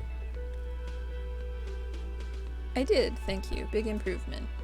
You're welcome. I thought it would be nice for you to wake up in a clean place after you, let's be fair, defended this establishment and its clientele from gunfire. Defended may be putting it a bit generously, though. I had a great view of you doing nothing to stop those psychopaths. Then I crawled inside. Bullets started flying. Anyways, he clears his throat. I wish you a quick recovery. Also, he raises his finger, You and your partner are staying here free now. This establishment supports cops. The stay is free, the drinks are not, he adds. Just felt I needed to specify that. He did need to specify that. Where did everyone go? Oh, you know, he looks around at the empty place. People don't tend to stick around after shootouts. Turns out they're not good for business. What happened with the man with the sunglasses? He shakes his head. I don't remember everyone who comes in here. And many people wear sunglasses inside lately. Must be a fad.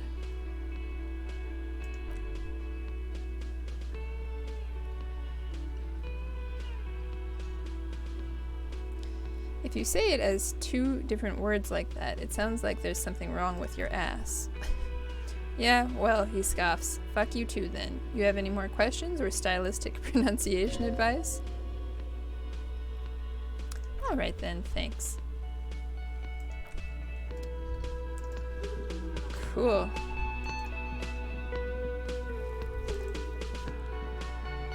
Sorry all your friends are dead. Oh, it's you. Didn't think we'd see you walking anytime soon. Huh? What? Our condolences for your loss. Is he okay? Does he look like he's okay? He does not. His unshaven face is almost gray, and he reeks of piss, sweat, and booze. That's bad. Yeah, I suppose that was a dumb question. What's gonna happen to the Hardy Boys now that Titus is dead?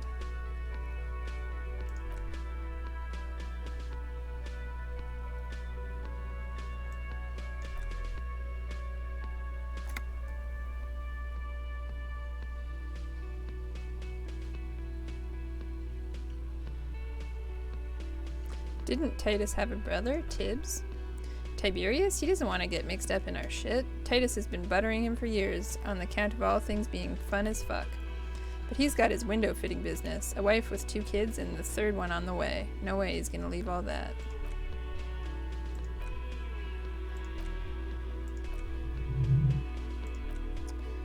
Okay, Klaasje peaced out.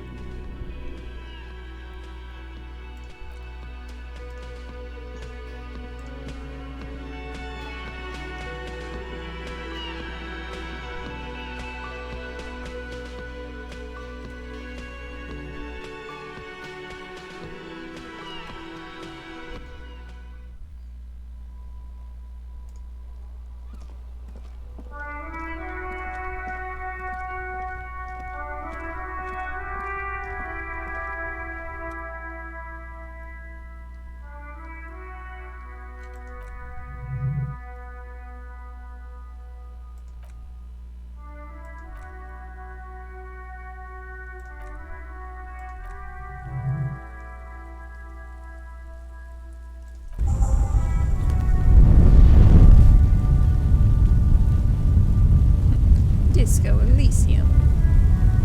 Lieutenant has taken a small step back. He looks at your face, illuminated by the flames, and nods silently. Then the fire falters.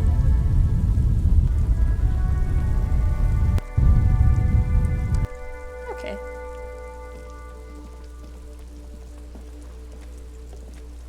Hey, Ma-chan. Sorry. Been busy reading, lighting stuff on fire. You'll have to forgive me. How are you?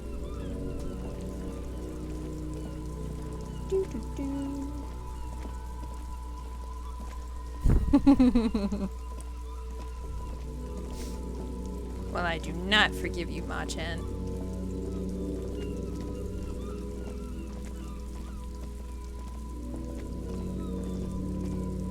Keeping busy. Man, I wish my character didn't have to walk so slow. He's been hobbled.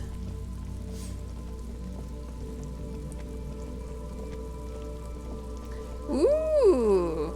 Like the practical exam where you actually have to go out and drive with someone? That's exciting. Are you looking forward to it?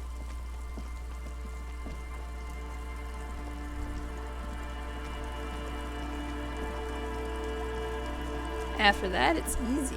Very nice. How long is the exam? Is it an hour?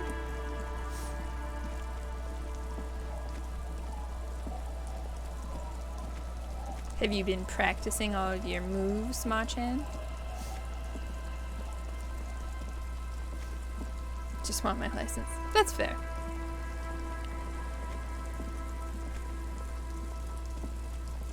Having a license is a very freeing Officer, what experience. happened? You're limping. Why are you limping? You look terrible. I got shot in the foot. It was pretty badass. You would have liked it. Is this from the shooting in town? Weird gunshots. Not that we don't hear gunshots. Depends on how fast you drive, I guess. That's true. That's true. So it's like a set round that you have to go about.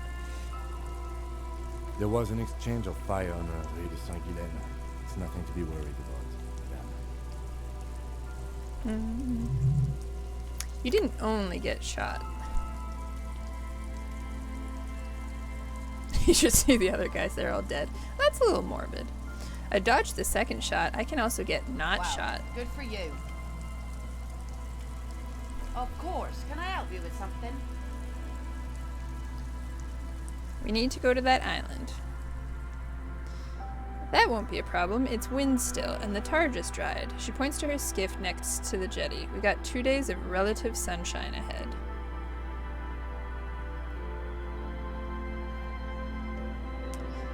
Can we borrow your boat?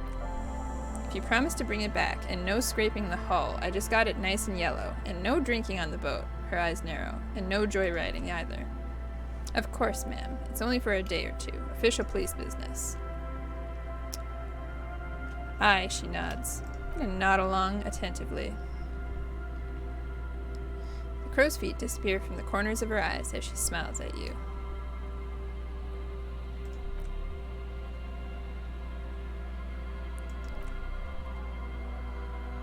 This girl really doesn't want to go out with me. I don't blame him, but... Hey, Skull Reaper! Long time no see, yeah. Definitely. I think the last time we were talking I was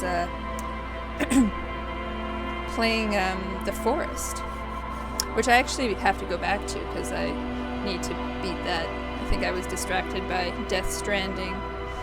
Good night, Ma-chan. What is a small streamer doing here? Who's to say? Who is to say who let him in here? A skiff with a small steering engine in the back floats on the calm mirror of the sea. Its 2 seats are empty. Have you made all the necessary preparations? Closed all your accounts? I don't know why I'm closing accounts. Oh, thank you so much, Skull Reaper. Appreciate that, as always. Rich dye stream. Remember what the net picker said. It's a small tank. You won't be going back and forth on this. You take the engine, Kim. I'll hold the boombox. What? How else do we blast Sad FM on our way to the island? Fine, he gives you a resigned shrug. Let's blast Sad FM then. Sad FM is a radio station specializing in sad, slow rock songs. You seem to know its frequency by heart. Night, Ma-chan.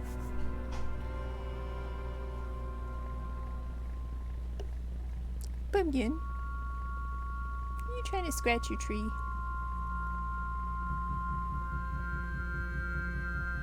Want to be free. Want to be free. It will last forever. I look like a real clown in this outfit. Doing what I'm doing specifically.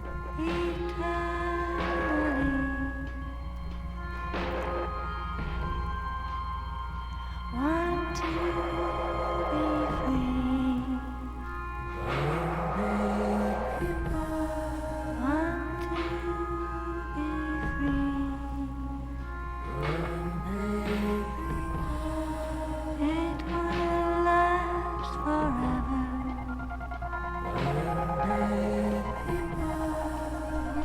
It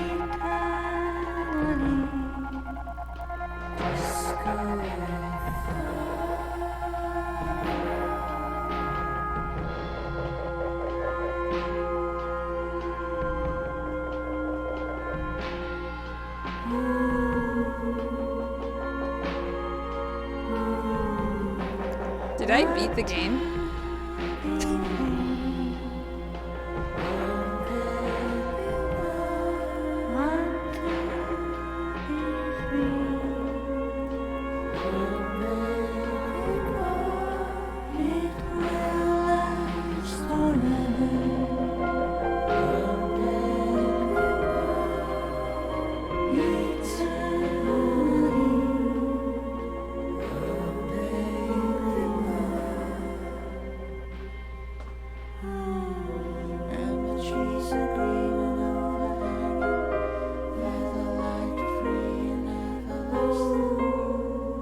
Did I?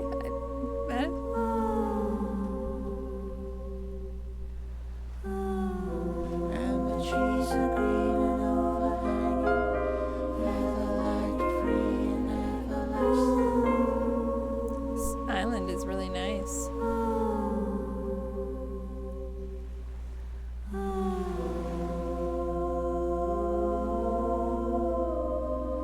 Want to be free.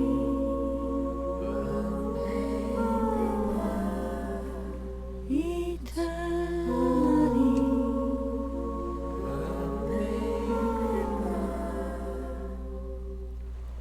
What the hell is this island's deal?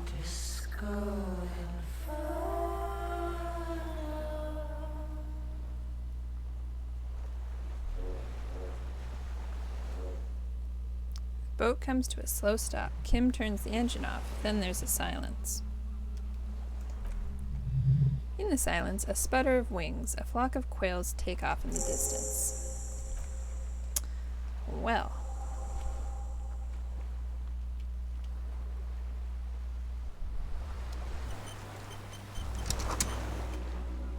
A makeshift bridge. The bombs were powerful enough to break the foundation. Okay.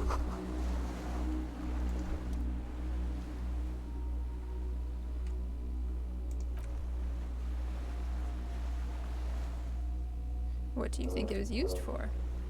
For bringing munitions to the island, maybe? And supplies. You could also lock the bay when you raise the chain. As a defensive measure, locking off that side of the bay. Lock it from whom? From enemies. He looks up ahead. Enemies of the commune of Revachol. The sea fort was a revolutionary fortification, I believe. Well, okay. Not sure which way to start tackling this place from, but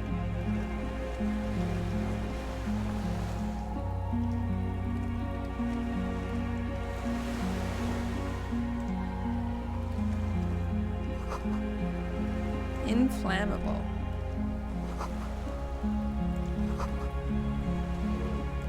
What the hell is mazout? I think I may have learned what that was earlier. I don't remember.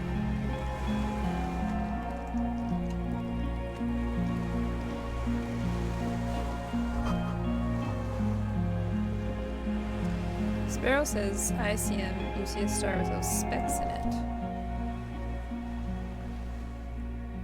Kim, what is the ICM? Insulindian Citizens Militia. It's the official name of the Communards Army, the black and white army of the revolutions. An upside down star.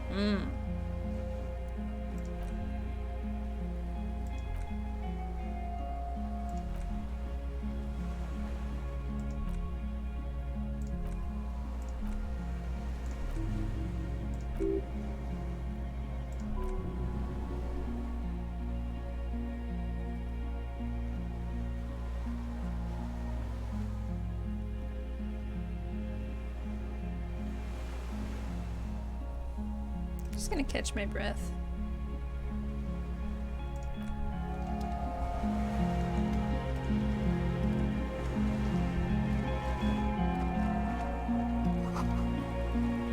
Stairs are gone.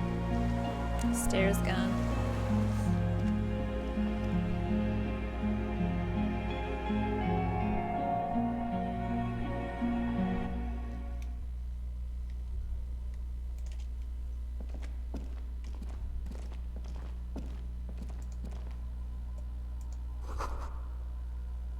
This was once an armament rest.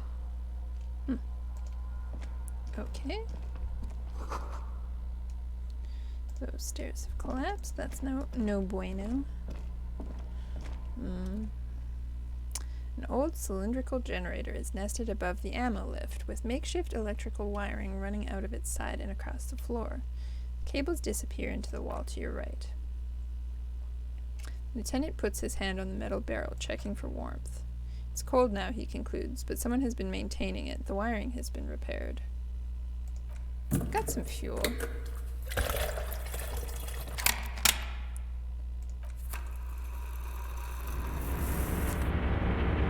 Okay, so started the generator. That should do it. Where do these wires lead? Tap on the side.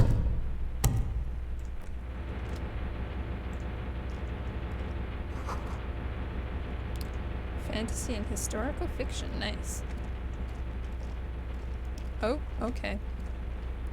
This is definitely a situation. A survivor's kitchen.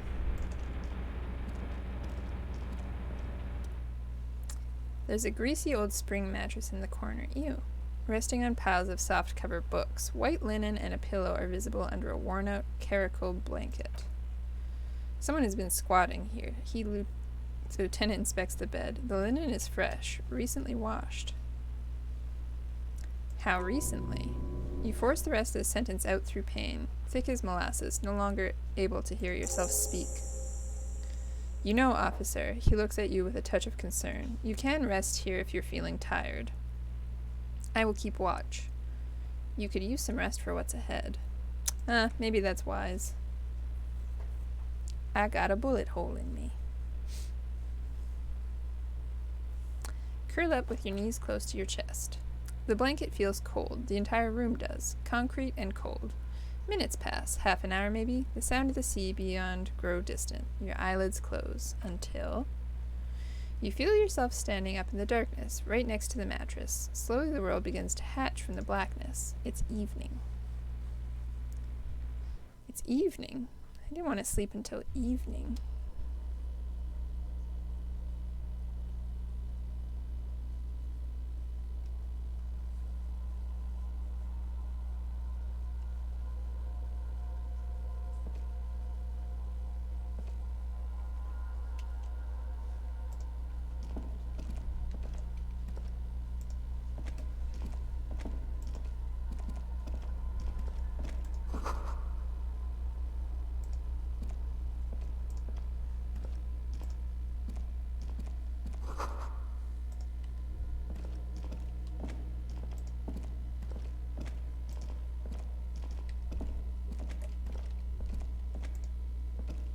Can't explore a lot of this. You little piglet. You a good cat? Oh, I love you. Yes. Yes, monkey. He's a good pet. Mm-hmm.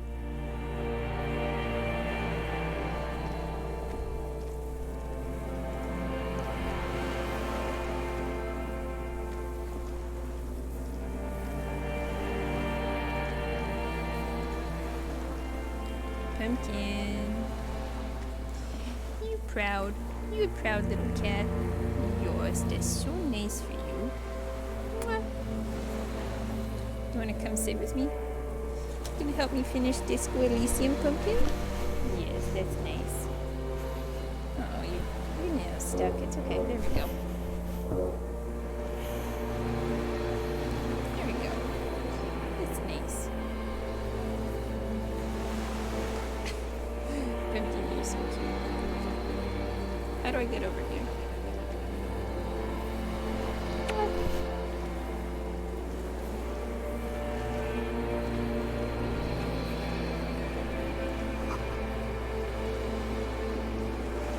Down to the chain.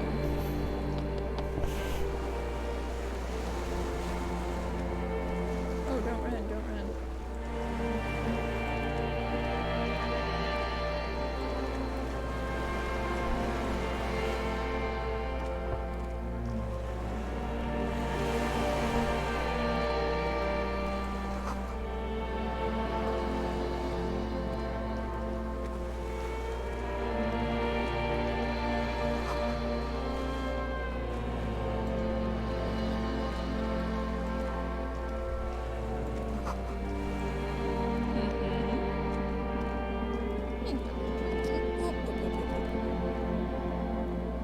Nice.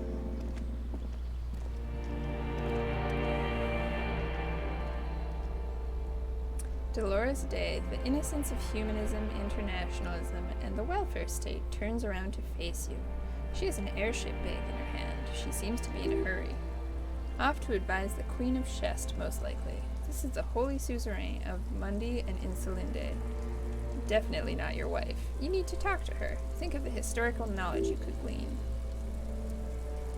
I don't know, man. What is the holy suzerain doing here? Something seems off. Hey. Hey.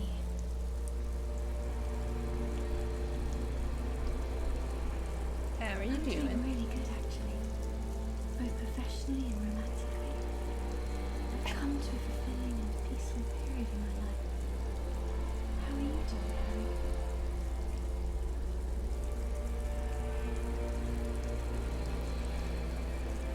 I'm not doing very well.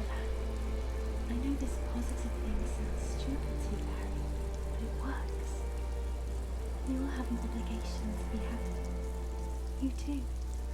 And you will be. Now, I'm sorry. I was heading to the aerodrome. I just don't have time to. You don't have time to tend to my emotions. Just call her out. Where are you I'm going going? to Morova. To live there. In Grad. It's 1 million kilometers away, Harry. It's a lot of Might as well kilometers. be another lifetime. Once in the Just day. my scepter, my globe cruciger, a spare silk gown, a toothbrush, travel documents, the crown of immortality. Anyway, Your skin is No, holy Harry. and soft. it's just regular skin. Not as beautiful as I always thought I was. Let's not get into it.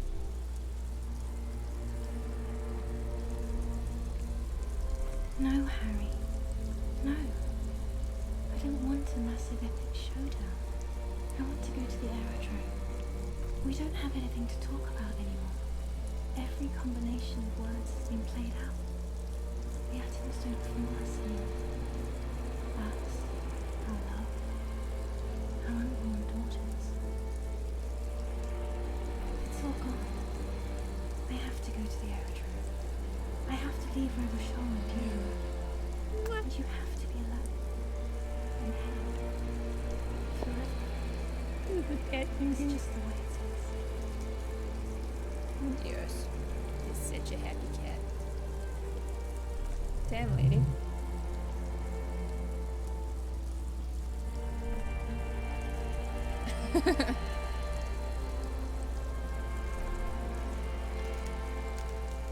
But then the figurines don't do anything.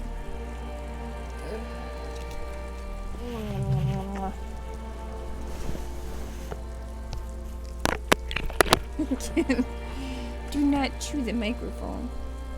That is not for chewing, bad cat.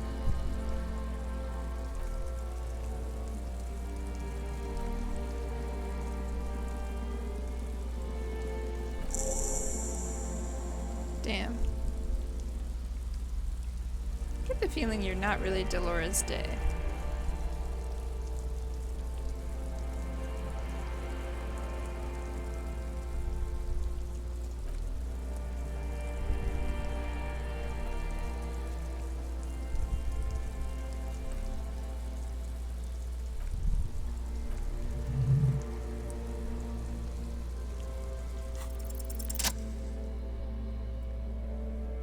Is this gonna be good or bad?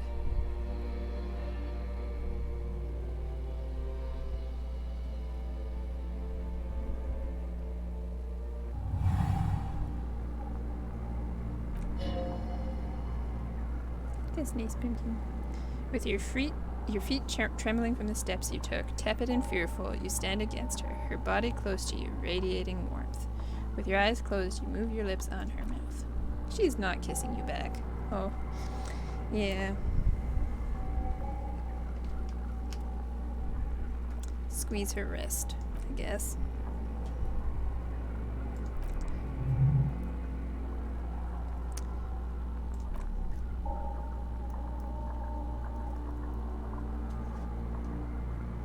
Well, that's fair.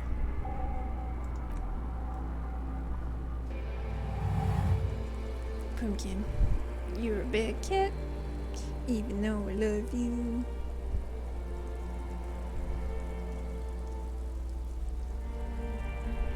Okay, let go. Pumpkin, you gotta let go.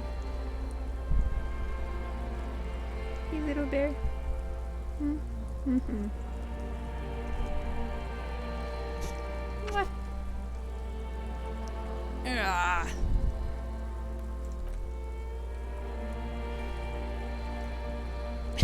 Brother, you should put me in front of a firing squad. I have no words for how I failed you.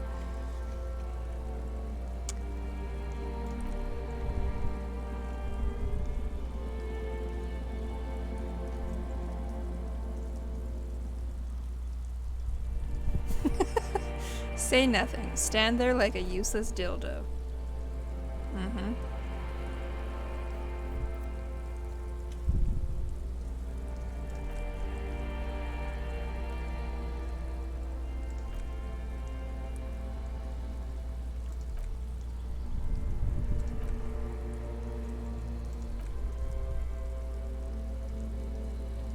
Oh, this is getting into a bit of a nightmare situation.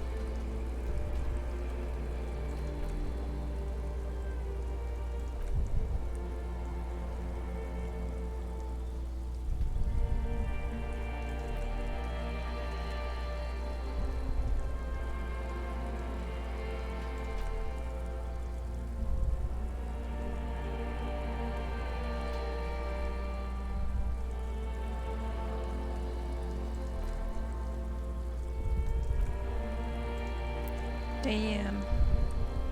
Okay, well, enough dreaming for me.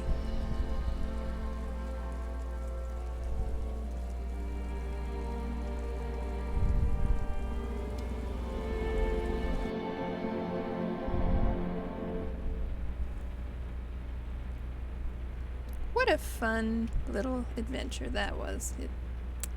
Very satisfying.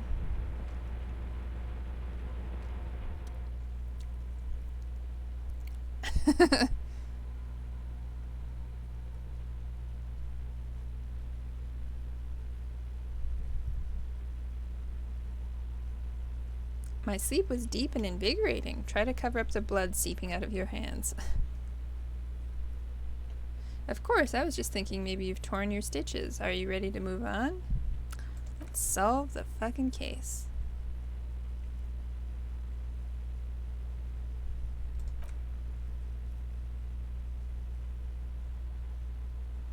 No, an ex-wife dream.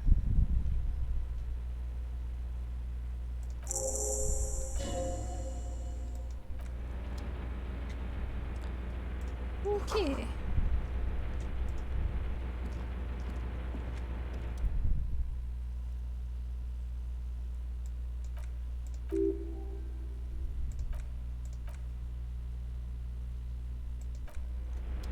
I don't have enough to conceptualize that right now.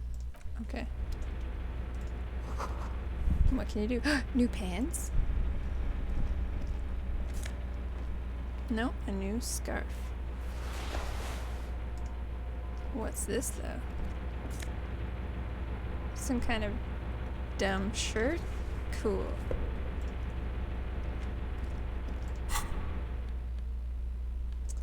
Let's get my pry bar out. Hell yeah!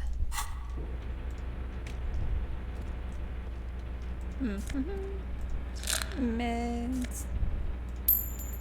Meds.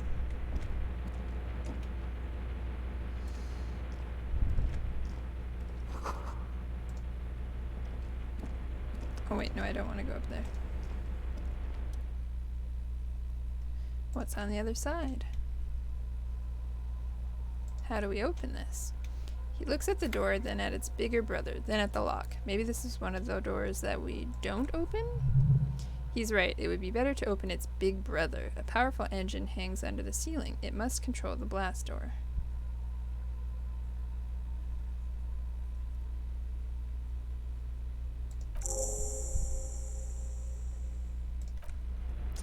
Okay.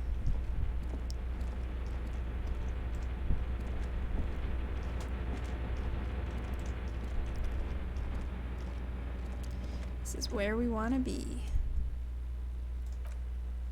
Keys rattle like teeth. This keyboard hasn't been functional in decades. What is this then? The console of an antique computation device. The lieutenant points to the wires running into the machine. The generator upstairs with wires come out. They terminate here. Could this open the blast door? I think yes.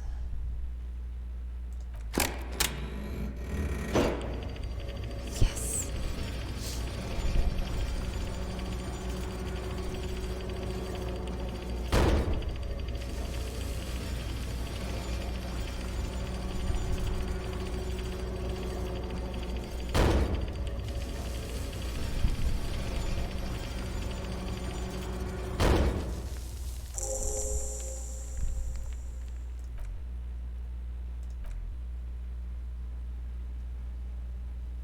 I don't have a gun.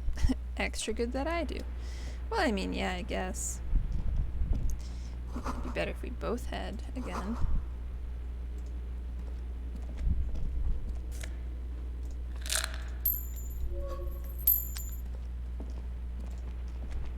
I really wish I was running right now. Maybe I can? Haha, no harm has come to me yet.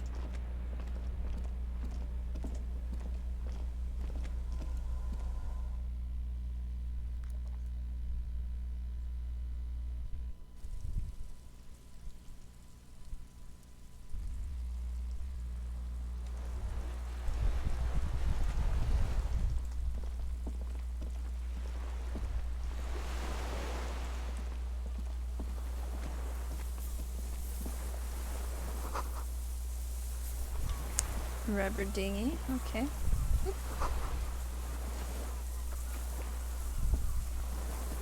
Whoa, don't run. A person. Who is this? The deserter.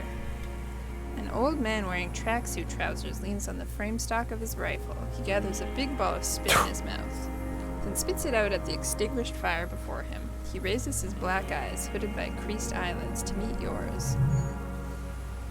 His eyesight is sharp. Nice gun you got there. Nice. It's a piece of shit. Gets the job done. Said a Bell McGraw. It's a Triangle 446.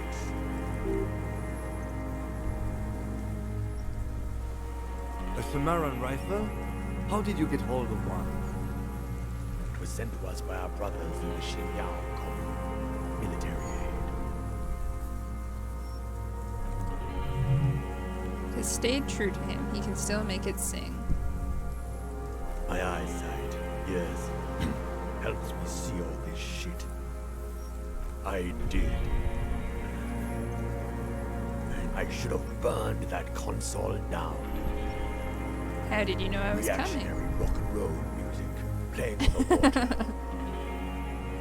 That was me. Told you we shouldn't play sad FM. But you didn't say that, Kim. We have entered a world where he said you shouldn't. It is the only world. It's not reactionary. It was cool. Fascists were right about rock and roll. It is degenerate, hip, gyrating mental illness music. Well, something we can both agree on. It's good now, like chalk wiped from a board. His gaze turns inward. He's right. Almost no one remembers there was a third metastasis of the World Revolution in the Safre Empire, extinguished in 06. They wouldn't like hearing their name coming from your mouth. A damn dog. Damn dog.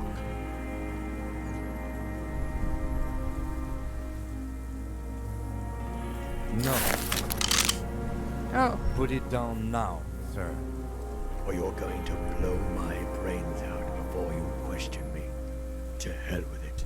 It's a walking stick anyway. It's out of bullets.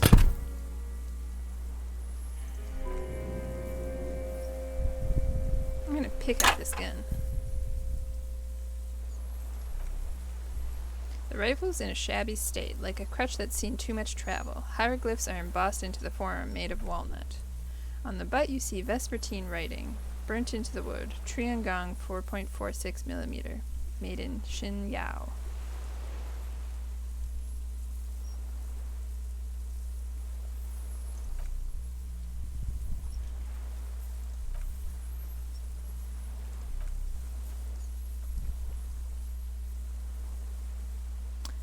Jacketed military-grade ammunition, stable in flight, good for hitting something that's very, very far away, he says mostly to the old man. As he speaks, he stresses every word. He's liking this. I'm gonna stow the gun.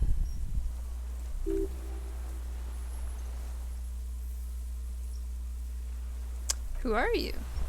My name, he looks across the water, then back at you, is Josef Liljanovic Dros, political commissar of the 114th Anti-Aircraft Division of the 4th Army of the Commune of Revachol. I am a deserter, a partisan, and a prisoner of war. This is my termless surrender. His eyes turn to the reeds again, dead and dull. The Commune of Revachol, the lieutenant forgets to close his mouth. Do you mean the ICM? You're a holdover from the Insulindian Citizens Militia, the Army of Revolution. I was recruited in Jamrock in 07, trained in the École de Contrôleur Aérien, and consigned to emergency defense duties in 08. I left my unit on the eve of the landing. When I returned here on May 14th, the Commune had fallen. Still armed and ideologically trained, I wrote a criticism of myself and resumed partisan duties. Logic. 51 minus 8 equals 43. You've been on this island for 43 years? No, he looks into the fire. A wisp of smoke rises from somewhere between the charred logs. I've been on other islands, too. I was on Resurrection until they turned it into a spa in 18. Then I was on E48, a nameless sound, until the sea washed over it. Then I came back here. That was, he thinks, 22 years ago. Again, you've been hiding here for 43 years. I don't even know what that is. It's inhuman. It's sick. It's not how a human should live. But I had to, he grimaces, clearly in pain. I couldn't just forget. I couldn't just forget what I saw. What have you been doing all this time? Hiding, fishing, waiting. He looks across the water. Always waiting. Always. For what? For her to return. For who? Girl-child revolution.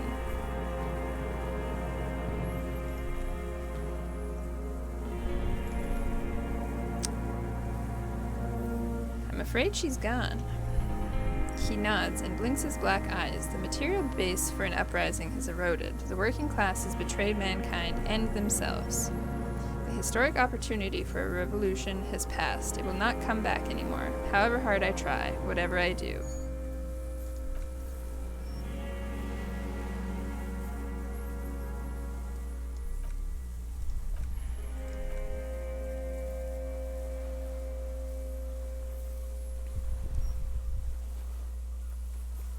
What's reaction?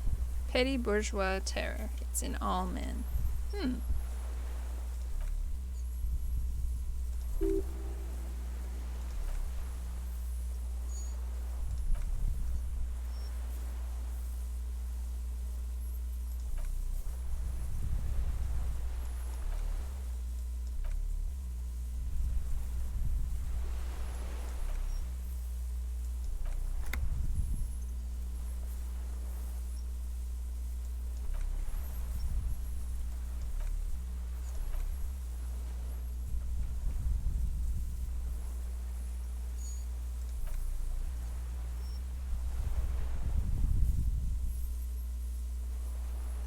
Said this is your termless surrender.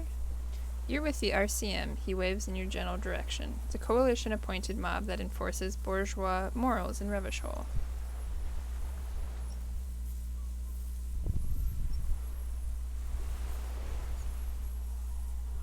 We're with RCM, but let's leave it at that.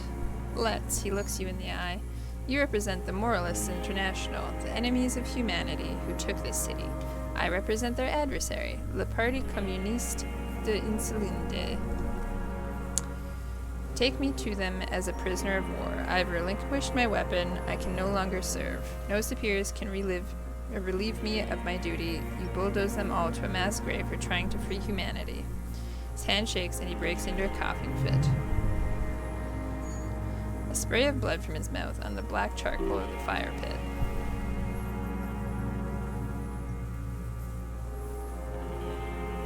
You never signed the Revacholian Instrument of Surrender. Liberal reactionaries signed that instrument. Traitors who should have been burned alive. Oh, goodness. He draws his breath. I answer to the Communist Party. Is that part of why you've been here all this time? Because the party didn't surrender?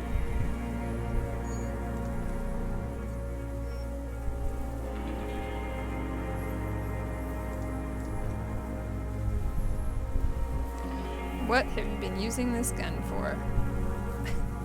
I've used it for killing people. Killing people? It's a gun, that's what they're for. You want a moralist euphemism? Defending your family and your property? I haven't done that. I've used it to kill people. Interesting, the lieutenant nods. During or after the war? There is no after the war. He shakes his head and smiles, his teeth rotten black. Class war is never over. So he's continued killing after hostilities ended. Okay. This is it. You can feel it, like battery acid on the tip of your tongue, something you haven't felt in a while. But what? This is what you live for. This is the shit. The great serotonin jackpot. The solution. Going straight, no euphemisms. He doesn't like those. No, be careful now. Slow and steady does it. Make him repeat it first.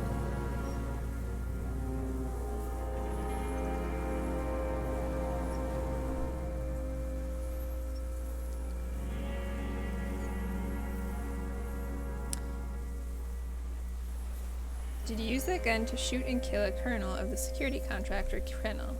The who now? He leans in and cups his ear. He heard you. He just wants to hear you say it again. This is dramatic flair on his part. Right choice. We're in. Okay.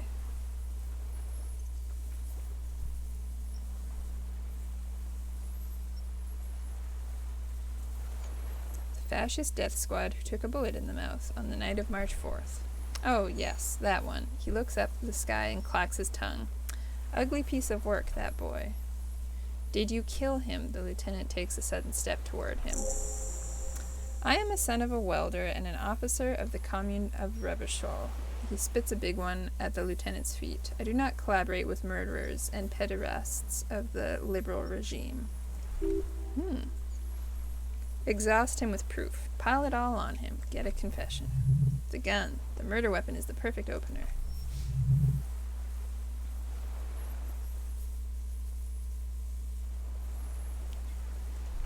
I don't need your cooperation. I've got this. And show him the gun. Heh. Not a lot of guns around here that use military-grade ammunition, are there? It's a real gun, he points at the lieutenant's sidearm. Not like your musketeer pistols. You look like imbeciles. Why don't you ask them to give you real weapons? He chortles. Going against automatic rifles with these toy guns. Of course you got those boys killed. Damn, he saw you. He's watched it happen. He would have a good view of the tribunal from here. It's not just empty boasting.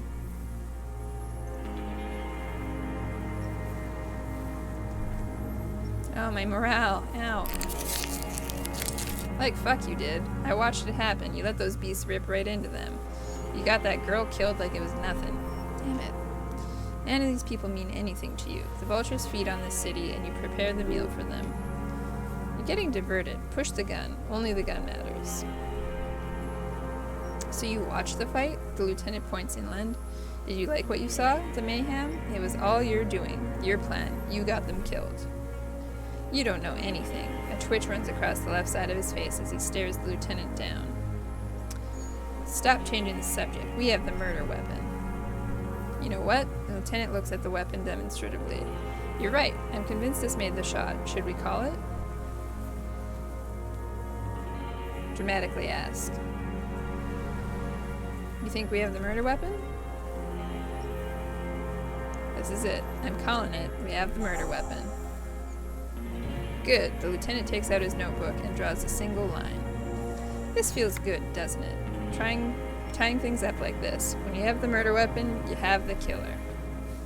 Murder. The old man does not say more. He just glances into the reeds and then twitches once more. Okay, come on. What am I forgetting? Ow! Hurt my ears.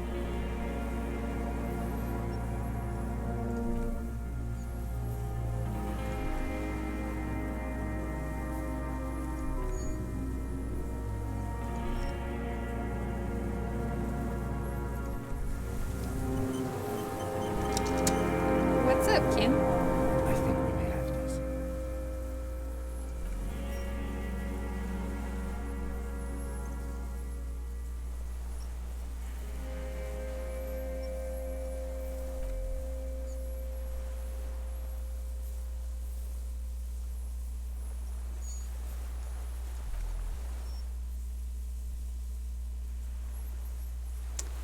Okay. The post.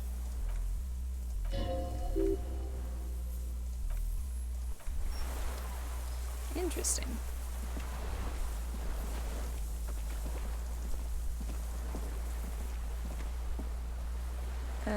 So let's go the other way down then, I guess.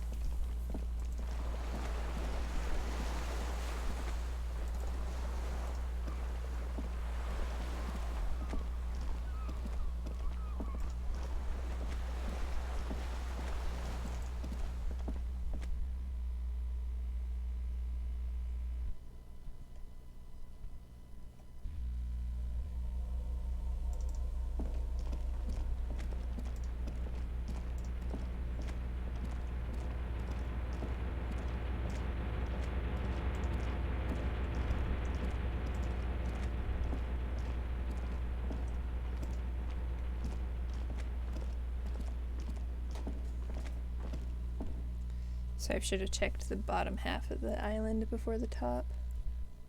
That's okay. It's all good now.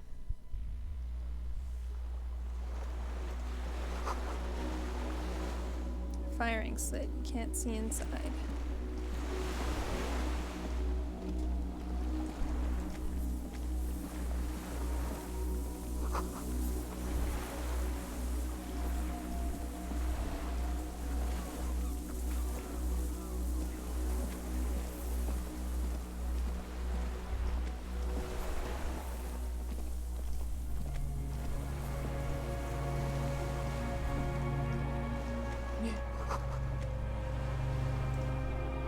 My pelvis pain.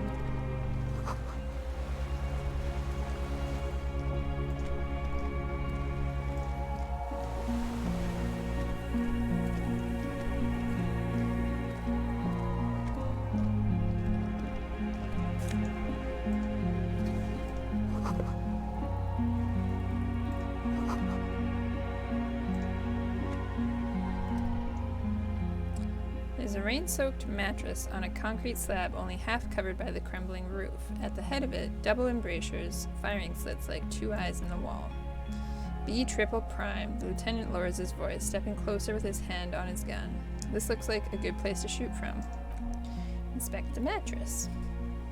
A single-person mattress. Modern, civilian use. Brand name, Marjorie. There's a fuel stain on the cover, along with cigarette burns. And an empty can of beans on the ground next to it, filled to the brim with cigarette butts. Pick one out of the can. The silhouette of a tobacco picker adorns the paper filter, the brand Materi. Like the ones we found at Ladin's End, remember? Yes, this guy gets around. There's a firing slit in the wall in front of you, like a little window. Look through the hole in the concrete.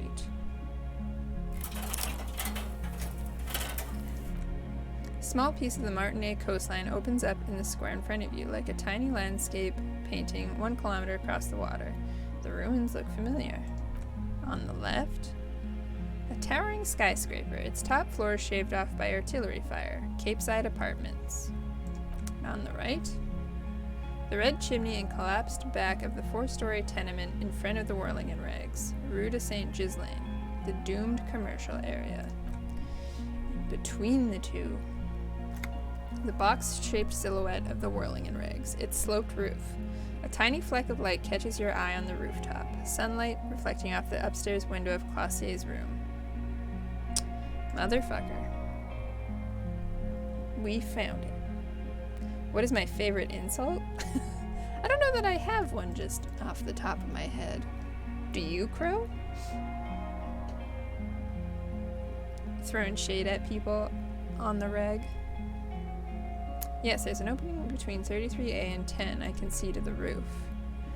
I can see it, he nods, through the scope of a rifle. The shooter would be prone, lying on the mattress, barrel resting on the embrasure. Cheek against the cheek rest, hand on the hair trigger. On a calm day like this? Kim, I could make it. I could make the shot. Good, he pats you on the back. 3 small pats in a row. I think we have it, Detective. The origin of the shot. This is the sniper's nest. Finally. In our defense, nothing pointed here. Many, many leads pointed elsewhere. 7 people are dead. We could have prevented it. Ow, my morale.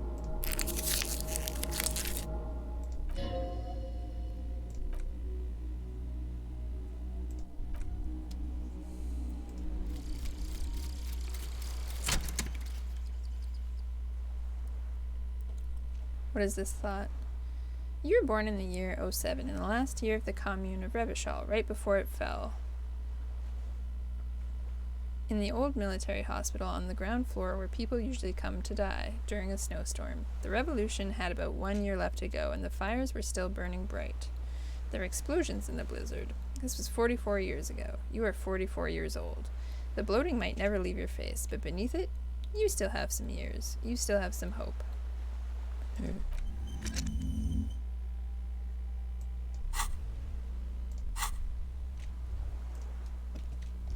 Wait.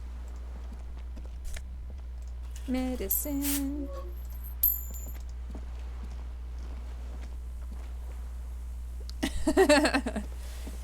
Oh. I don't even know. I'd have to... Oh. Kristoff would never do that. I would give him such a swat. Pumpkin, you're too cute. Hey, little buddy?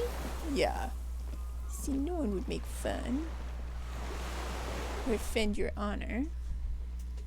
How was your walk, Crow? Gonna wrap this up, guys. This is almost done. What game am I gonna move on to next? Maybe I'll play Thronebreaker. Witcher's popular right now. Yeah, Pumpkin's right there, sitting in her little basket. Boop. Pumpkin, do you hate me? Oh, you ended up sleeping. Sounds like one of my walks. Ben 10. What? Love Ben 10. Best video game franchise out there. I think we can all agree.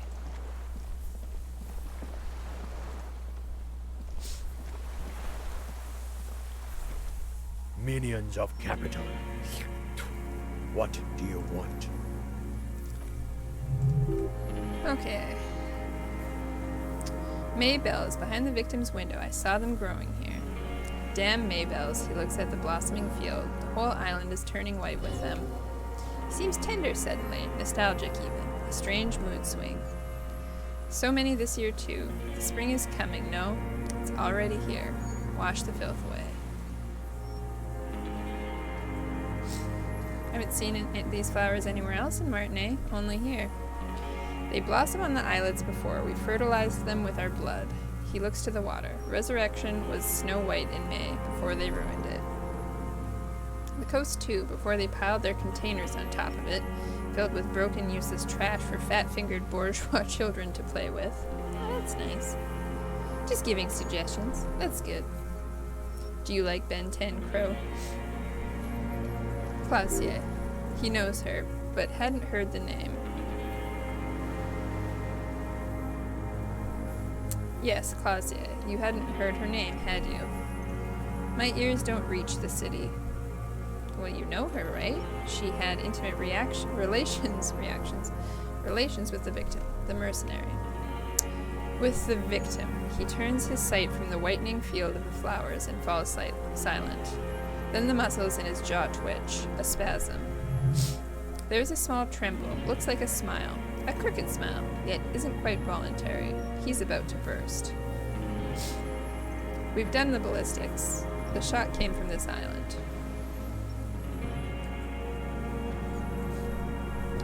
I saw you poking around there, looking for evidence. You're damn diligent when it comes to dead Vasquez. I don't know what that means. A jitter passes him. Did you like the view? You had direct visibility. There are embrasures in the concrete, specifically meant for a top faller to use, and you had a long-range rifle in your possession. The lieutenant softens his voice. You've been here a long time, Mr. Dross. Too long. You need medical aid. I'm ready to die, the man interrupts him, then coughs. I've done my part. He's practically admitting to it. Dead Vasquez for fascist. Done his part. Just one thing remains unclear. The rifle does not seem to have a scope. One thing, where's the scope? How did you make the shot without a scope? We have everything else. Forget about your stupid fucking scope. I don't know where it is. Find it yourself. It's your problem now. That's not very nice. Ah, that makes sense. Thanks, Mischief. Mischief?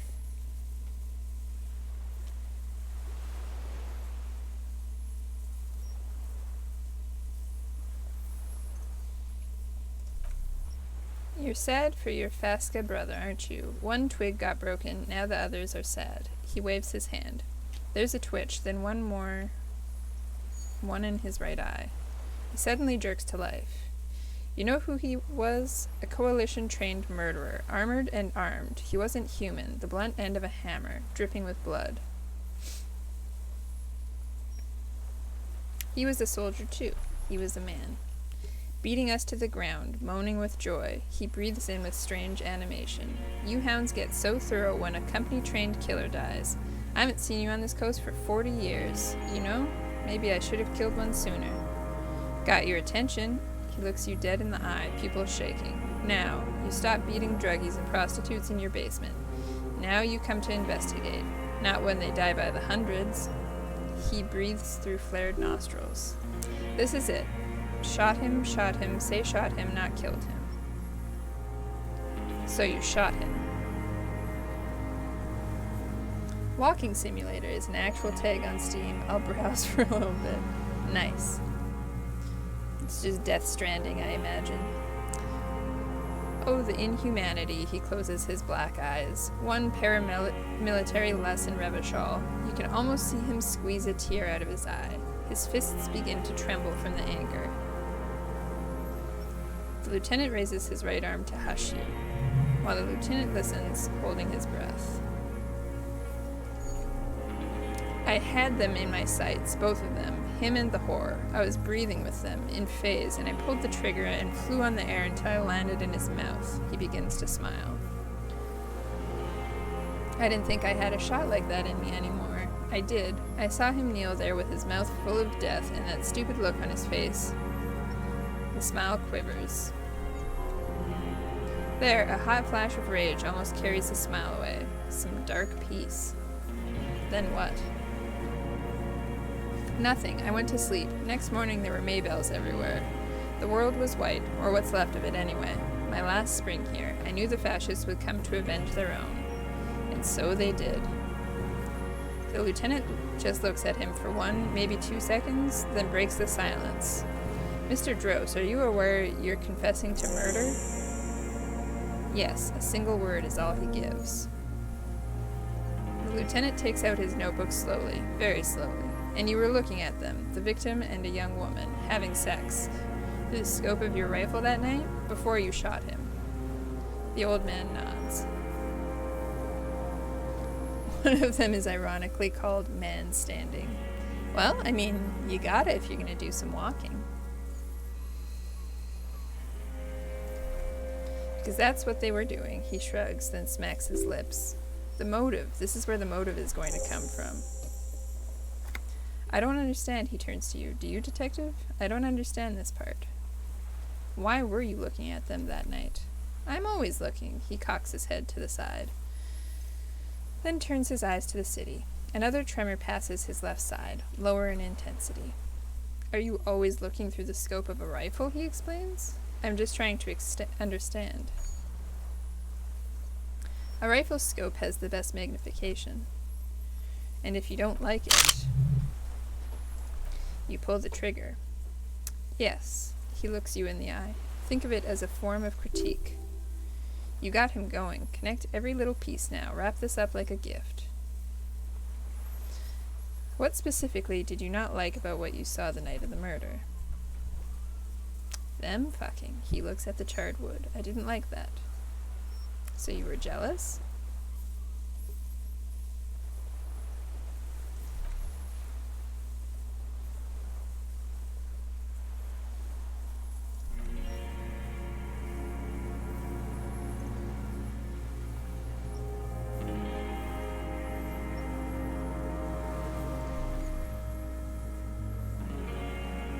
How long had you been watching her? Since she came to Martinet. I saw her sneaking in the reeds early in the morning, behind the Feld building. It was dark, still winter. She didn't have her skimpy outfit on then. Just a spot in the night, moving. Past the Feld building? On the coast? What was she doing there? Hiding something in the water. She'd had a fag after she'd done it. I was up in the ruins there. She couldn't see me, but I could see her, smoking. She was nervous, but not scared. And beautiful. And beautiful. That too, he nods. How could you see what she looked like? You said it was dark.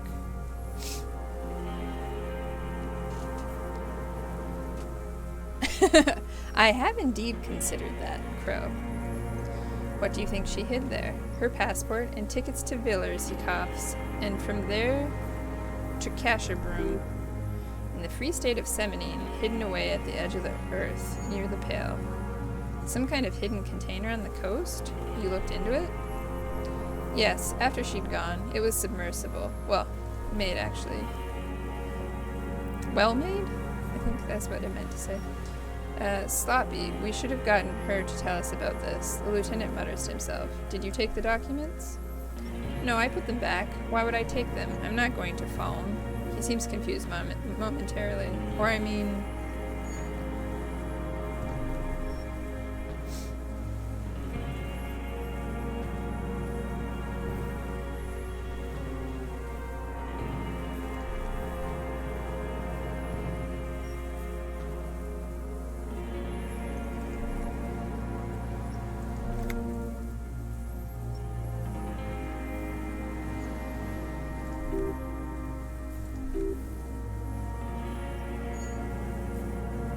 You could see her bruises through the scope of a rifle. You can't see bruises, a scope. It's just a blur. He shakes his silver gray head. How did you get close enough to see the bruises? I have my ways. A cracked smile appears on his dried white lips. What ways? Tell me. Oh no, my morale. God damn it. Not in this lifetime, droid. He waves you off with a cough, his thoughts elsewhere.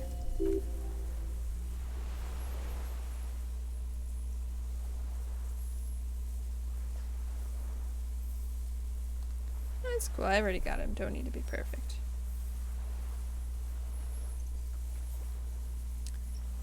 Did you have feelings for that woman?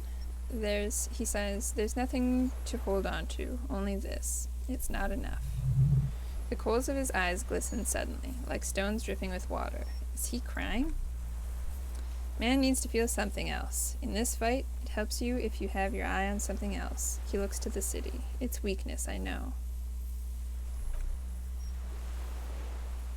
Yes, over the years, it's not unproletarian to feel something. Is that why you left the dried flowers behind her window? No, he starts to shake his head again, a sunflower on a withered stalk. Why then?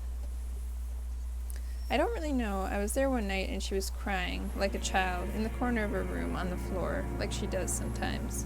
When was this? The day after I'd killed him, and you brought her maize bells? Yes, he looked at the charred logs. I don't know why I do things I do anymore.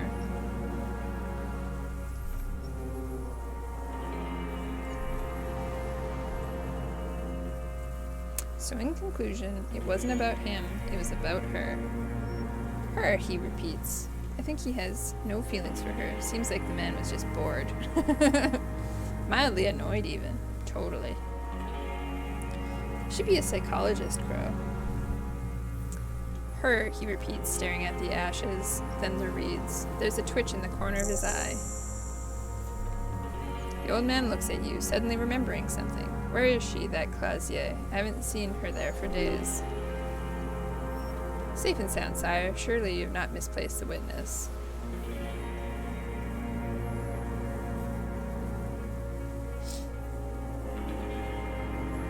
She got away, but she let us here first. She figured out someone was watching her from the sea fort. Gone, he looks to the city and nods. I knew it. She kept staring into the scope this last week, at the island, like she knew. He sighs. She'd look at night, crying or smoking on the roof, staring right in me. He adds, to no one in particular, it doesn't matter. He knew she knows. I don't think that's proper grammar, but that's fine. Totally. She was looking at the island, figuring it out day by day, cigarette by cigarette. We could get more, the lieutenant uses the opportunity to tell you in a lowered voice. We've got him talking. Been looking at anything else you haven't liked?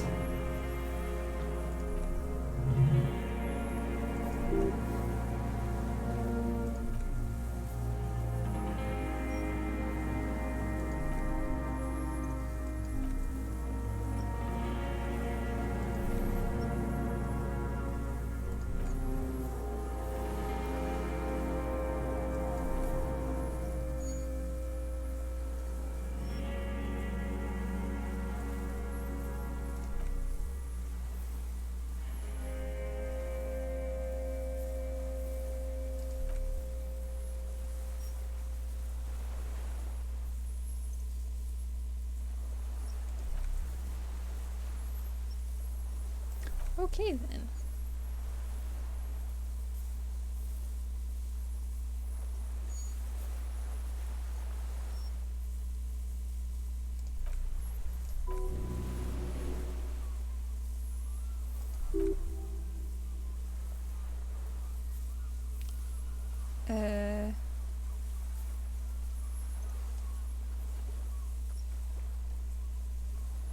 You mean Renee?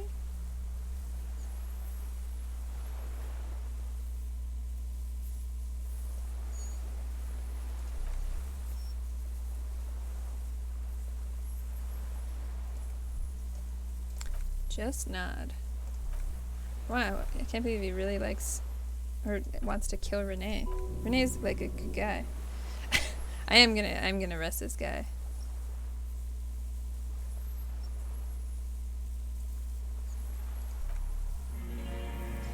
Oh, Renee's a real juicy bonbon.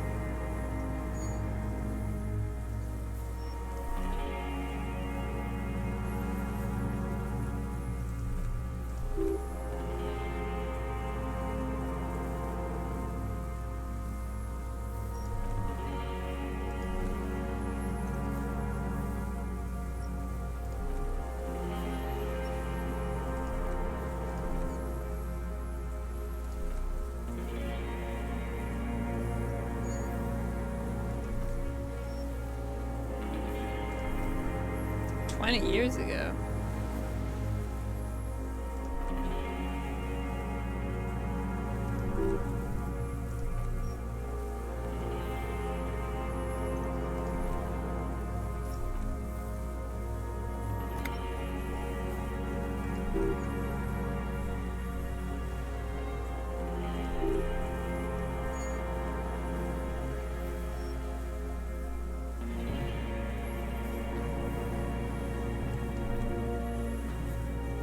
Okay, wait. I just want to make sure I've got all my logic stuff on. Get this check. Then I think we're done, guys. Bring it on home. Wear these dumbass glasses. +2 logic, there we go.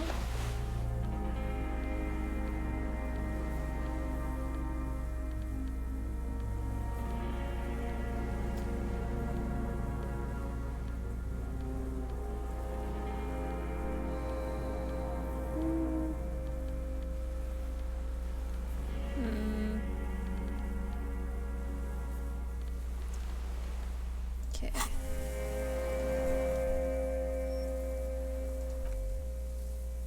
$97, there we go. Yes. And a connection comes to you like a splash of cold water, dark cold water. 20 years ago, when you met Edgar, the Clares didn't run the union yet, did they? Heh, a sputter from the old man.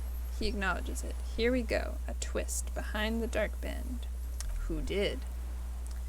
That bourgeois cow, HoLy was her name. He narrows his eyes. Licked the rich man's hand every time he came to town. Never seen a labor leader so hot on mutual cooperation. And money, she liked that too. That HoLy was a real bridge builder and a deal maker. His eyes glistened suddenly with hatred. She was also a woman, wasn't she? Like that Clausier. She was, and she was real soft on those money men. Had a Barbara Moscova bag over her shoulder that she liked to bring to work. And then she just disappeared.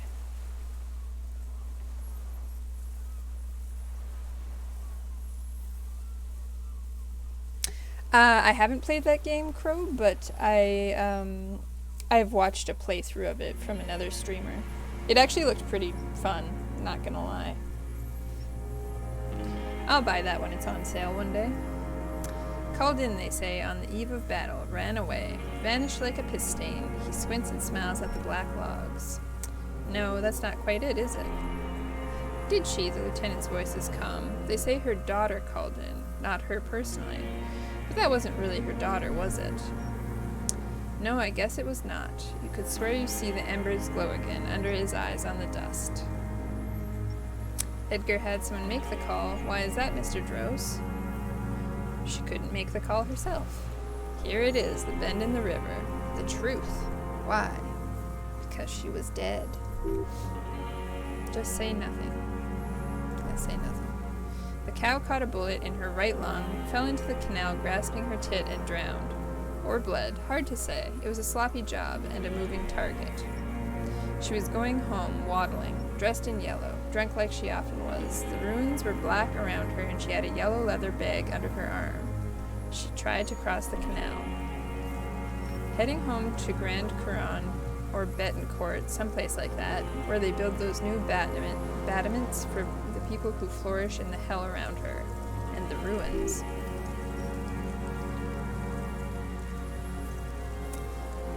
It was you, make a motion like shooting a rifle. Heh. He does not fall for it. It was someone. Someone shot her, he shrugs. His eyes grow cold suddenly. Or maybe she just fell. I get these violent ideations. My memory is filled with holes, especially the 30s. All I know is... Speaking of buying, are you really rich? Why do they say that about you? I don't know why they say it. I think it was because I bought some people some subs or something. I mean, that's also super true. Nothing changed, not in the material base, not in the hegemony. There was no uprising, just words. The union fizzled, sogged. Nothing came of it. Nothing. Edgar didn't keep his part of the deal. Heh, a sputter again, nothing more. If you were to testify to this, give the RCM something on Edgar, you could walk, the lieutenant says in a voice even calmer, as if it were nothing at all. We would strike everything you've done and process you as a prisoner of war. You were in a war. You were on assignment. We could even extradite you to the Sumerian People's Republic. A degenerate workers' state? Goat shit? No thank you. I'm Revacholian. He spits. My days are short. I will to rot away here, in a moral lintern cell. I will not testify to anything, he coughs. But you did do it. I saw it happen, and I liked it. That's all I have to say. I didn't live and fought for 40 years to end up as a collaborationist. I've heard it on Channel 8, 40 a.m., Radio Revachol late night. Everyone is a blobber in this world. Everyone betrays everyone. They're already locked up for betrayal. The best ones, the ones with heart, were slaughtered, trampled. He looks to the city. Same old freezing hatred. Yosef Lilyanovich Dros, you're under arrest for the murder of Colonel here in Martinet. I am streaming pretty early today, Mint. I got let off my work for early. I don't know why I was stuttering through that sentence so badly.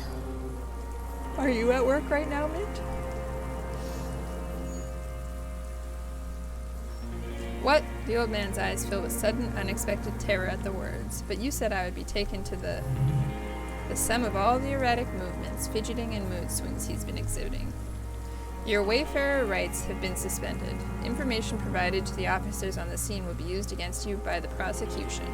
You'll be given legal counsel within 1 week and must face court in 44 days. Do you understand? Do you understand? No, I don't want to. I have to stay here. He looks at the reeds, eyes submerged in growing terror. He's sweating. Beads are forming on his forehead. Pupils are dilated too, eyes getting blacker and blacker. Your confirmation is not required, sir. The lieutenant turns to you. Now, onto the boat. First say, does it have room for 3? Not really, he shakes his head. We could escort him to the pier, then either one of us can take him inland while the other stays here, but then who watches him while you're coming back here?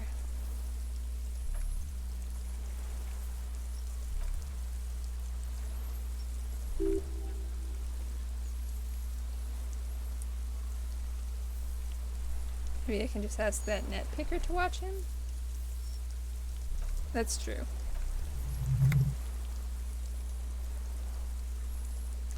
Okay.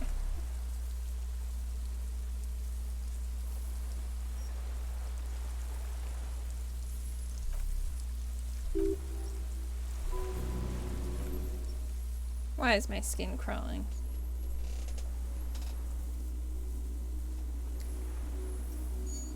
For good behavior. I am off early for good behavior. Something like that. Oh, fuck. It's the Insulindian phasmid. I'm horrified. Bah! Ooh.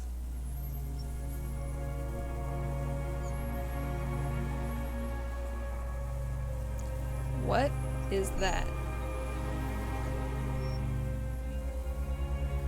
The giant stick insect. There's nothing there.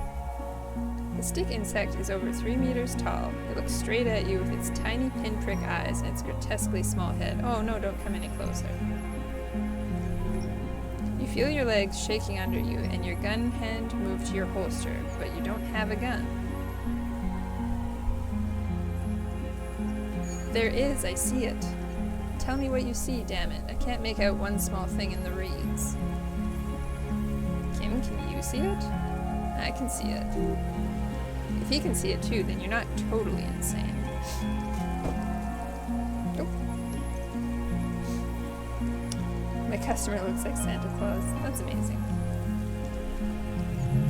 But that would mean it's really there, spinning slowly in absolute silence, its limbs long and slender. Be very, very careful, the lieutenant whispers, then takes a step toward the giant anthropod.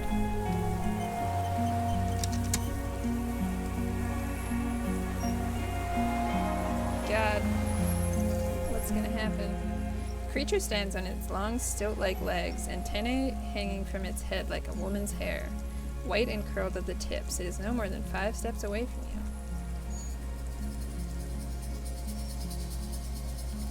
Reed-like tufts stick out of its joints. As the insect moves its forearms, it produces a faint hiss, like a real machine spinning after the tape breaks. Now I think I'm going to do this one.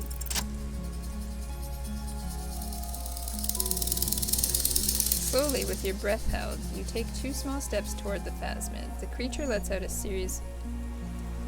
Oh, sorry, just 1 second. Someone's knocking on my door. Whoop.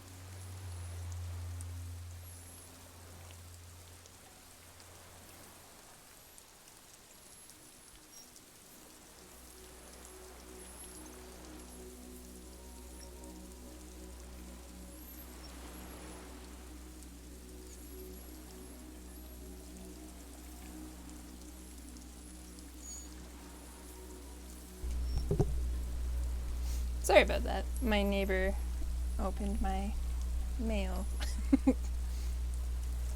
Okay. Slowly, with your breath held, you take 2 small steps toward the phasmid. The creature lets out a series of ultrasonic clicks that swarm around your head like swallows. Like laughter, a sort of happiness. Sweat drips from your brow, soaking your chest. You reek of it, your chemicals. That's gross. Oh god, it's coming. I'm scared. It is a giant insect. The tracheal system on the creature's abdomen expands in front of you to take in and expel air. It's smelling you. Gross. Hissing and clicking, it extends its mandible-like antennae to greet you. You're right below it now, looking up at the colossal chitin of its white limbs. The head of the creature is crowned by reeds, and its eyes are like small droplets of water. Okay, Kim, take the picture. It's smelling me. Maybe it is real, the pheromone. The lieutenant's mouth is agape. The insect's head is crowned with reed-like scales, the shape of seed heads. They rustle as the air moves. The ventricles of its abdomen continue expanding like lunglets. Breathing you in, your sour, greasy, semiochemical smells on the breeze. I'm gonna raise my hand slowly. The insect stops its stridulation, seeming to observe you. Below its crown of reeds, little pinprick eyes detect motion, glittering. The world stands still around you. Raise the other hand.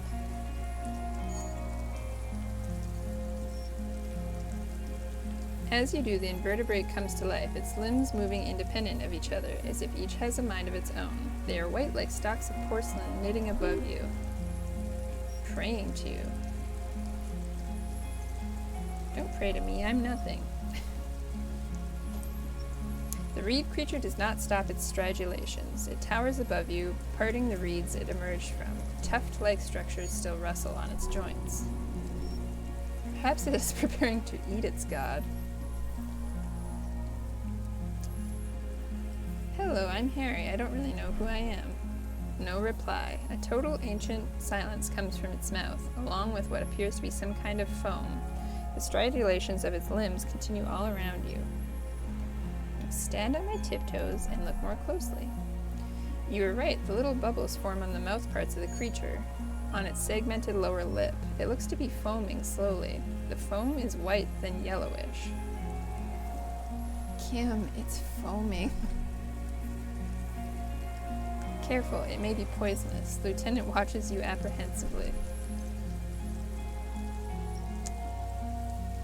The foam slowly turns a darker shade, like burnt caramel, as the insect moves its mouth parts, masticating. The little bubbles begin to burst, one by one. Okay, Kim, take the picture. Okay, with a slow ring of metal, the lieutenant slides the lens open and raises it to eye level. In 3, if it moves, you jump back. I'll shoot. Here we go. 3, 2, 1.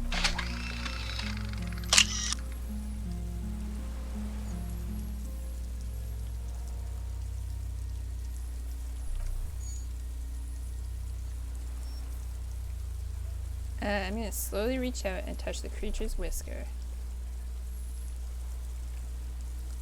The antennae hang from a great height.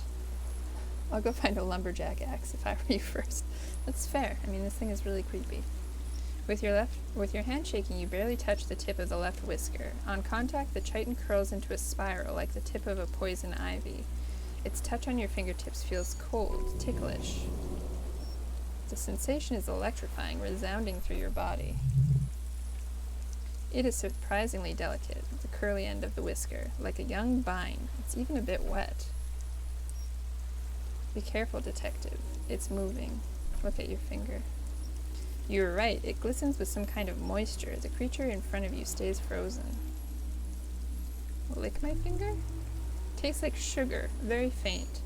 The anthropod towers above you, tufts of reed pointing from limb and head alike.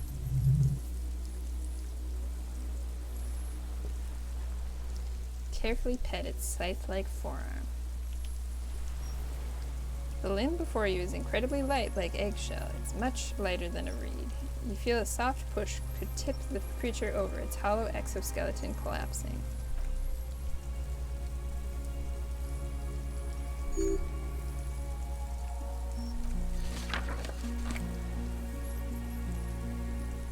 I tasted it, so that helps me somehow. No! Well, now I'm just being real weird to this creature. Bye, Crow. Enjoy your dinner.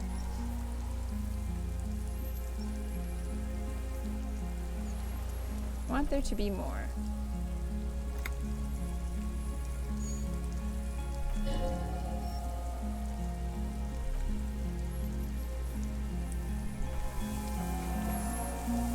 Okay, I'm gonna do this.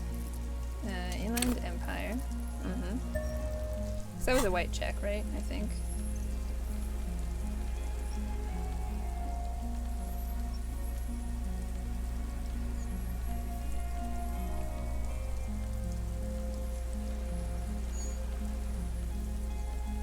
Here's my ugly tie.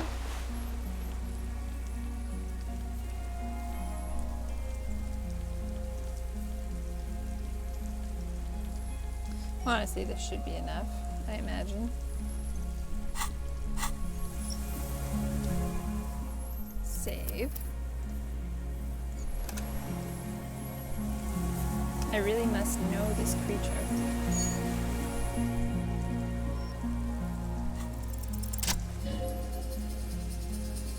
I exist. I exist too. Tell me what it's like for you. I'm ill. What is your illness? My body aches, I'm bleeding. I smelled it even when you stepped on the island. Strawberries. Fresh burst of red strawberries. Ripe turning riper. Soon you will be rotten. Oh, that's nice. Now I will tell you how it is for me. For me it is a series of half-lit images, a kind of darkness being intruded upon. Transient, dim, moist.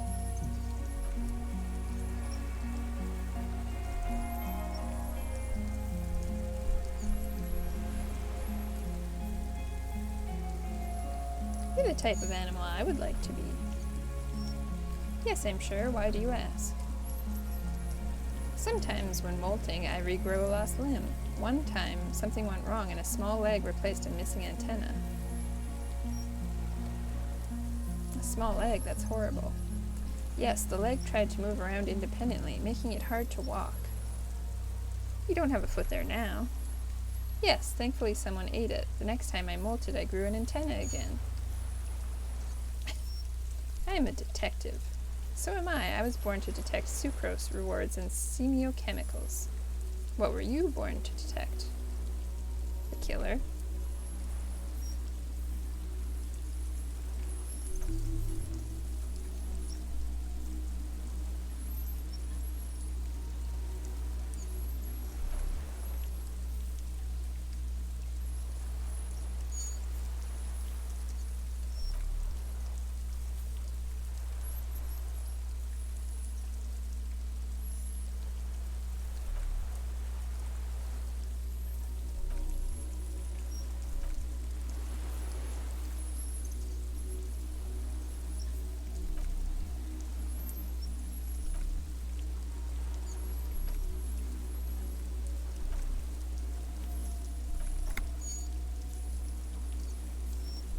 I am a miracle.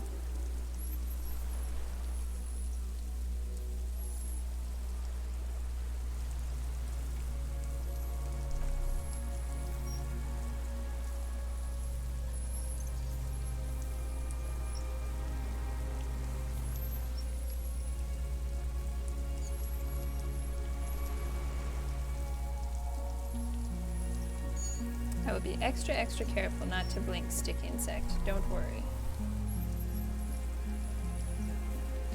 Kim, am I having a violent epileptic seizure? What does it look like?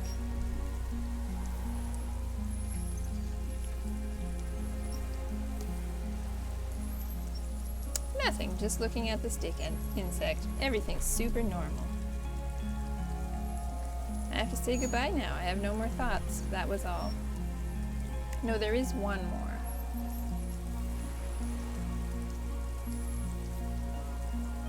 Of all of the creatures I have met, you are the kindest. Thank you. I also have one more thing to say to you before you go. That woman, turn from the ruin. Turn and go forward for freedom. I will try. She was hell on earth. It doesn't take a 3-meter stick insect to tell you that. Well, damn. Okay. Toodaloo, weird bug.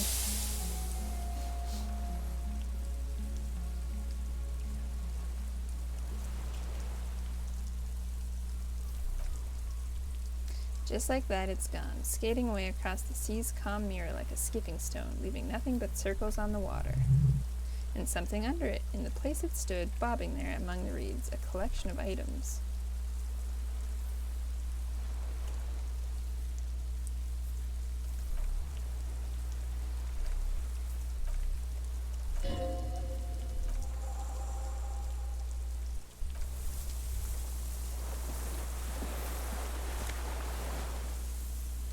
This is terrifying.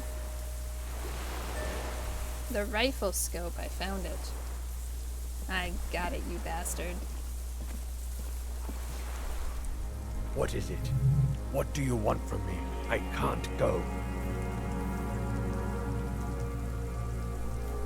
Sir, how could you not see the phasmid? See? He stares at the reeds and falls silent. Mr. Dross? The man does not respond. He keeps staring, black eyes glazed over and bulging from their sockets, his gap-toothed mouth shaking. Touch his shoulder gently. The plastic cape feels coarse. A light shiver passes the man. Other than that, no reaction. It feels small and frail. It's going into some kind of psychomotor immobility. The lieutenant inspects him gently. The good news is, this solves our transportation problem, doesn't it, Mr. Dross? The trembling mouth appears to sigh. Between this and the broken tire he's used for a boat, I think it's safe to leave him here. While we go and get help. It will need to be medical first, I'm afraid. What has happened to this man? Old age and shock. He looks at him, then you. I think it's the phasmid.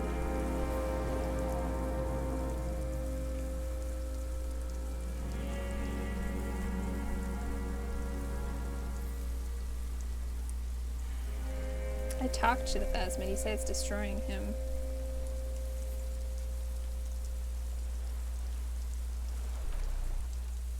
A valid hunch. Long-term exposure to something like that could be neurodegenerative. Also, please be careful when approaching unknown species in the future, Detective.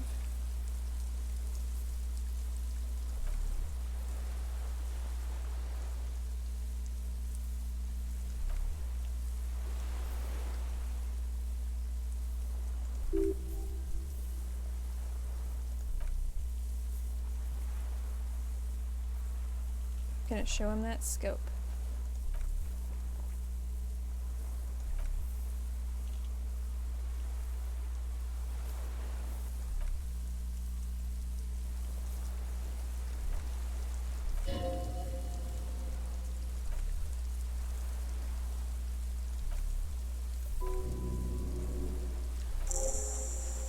Okay. Well, I honestly don't know how much of this game is left, but I do have a dinner that I have to make. So unfortunately I will have to leave it here, which is very upsetting, I know. Done a terrible thing. But I don't want to rush through it. I want to enjoy it. I imagine that it's probably not going to be enough gameplay to have an entire stream for this next time. So I'll have this finished up, and then we'll have something else planned for the rest of the night. But I will see everybody on Wednesday at the regular time in the evening.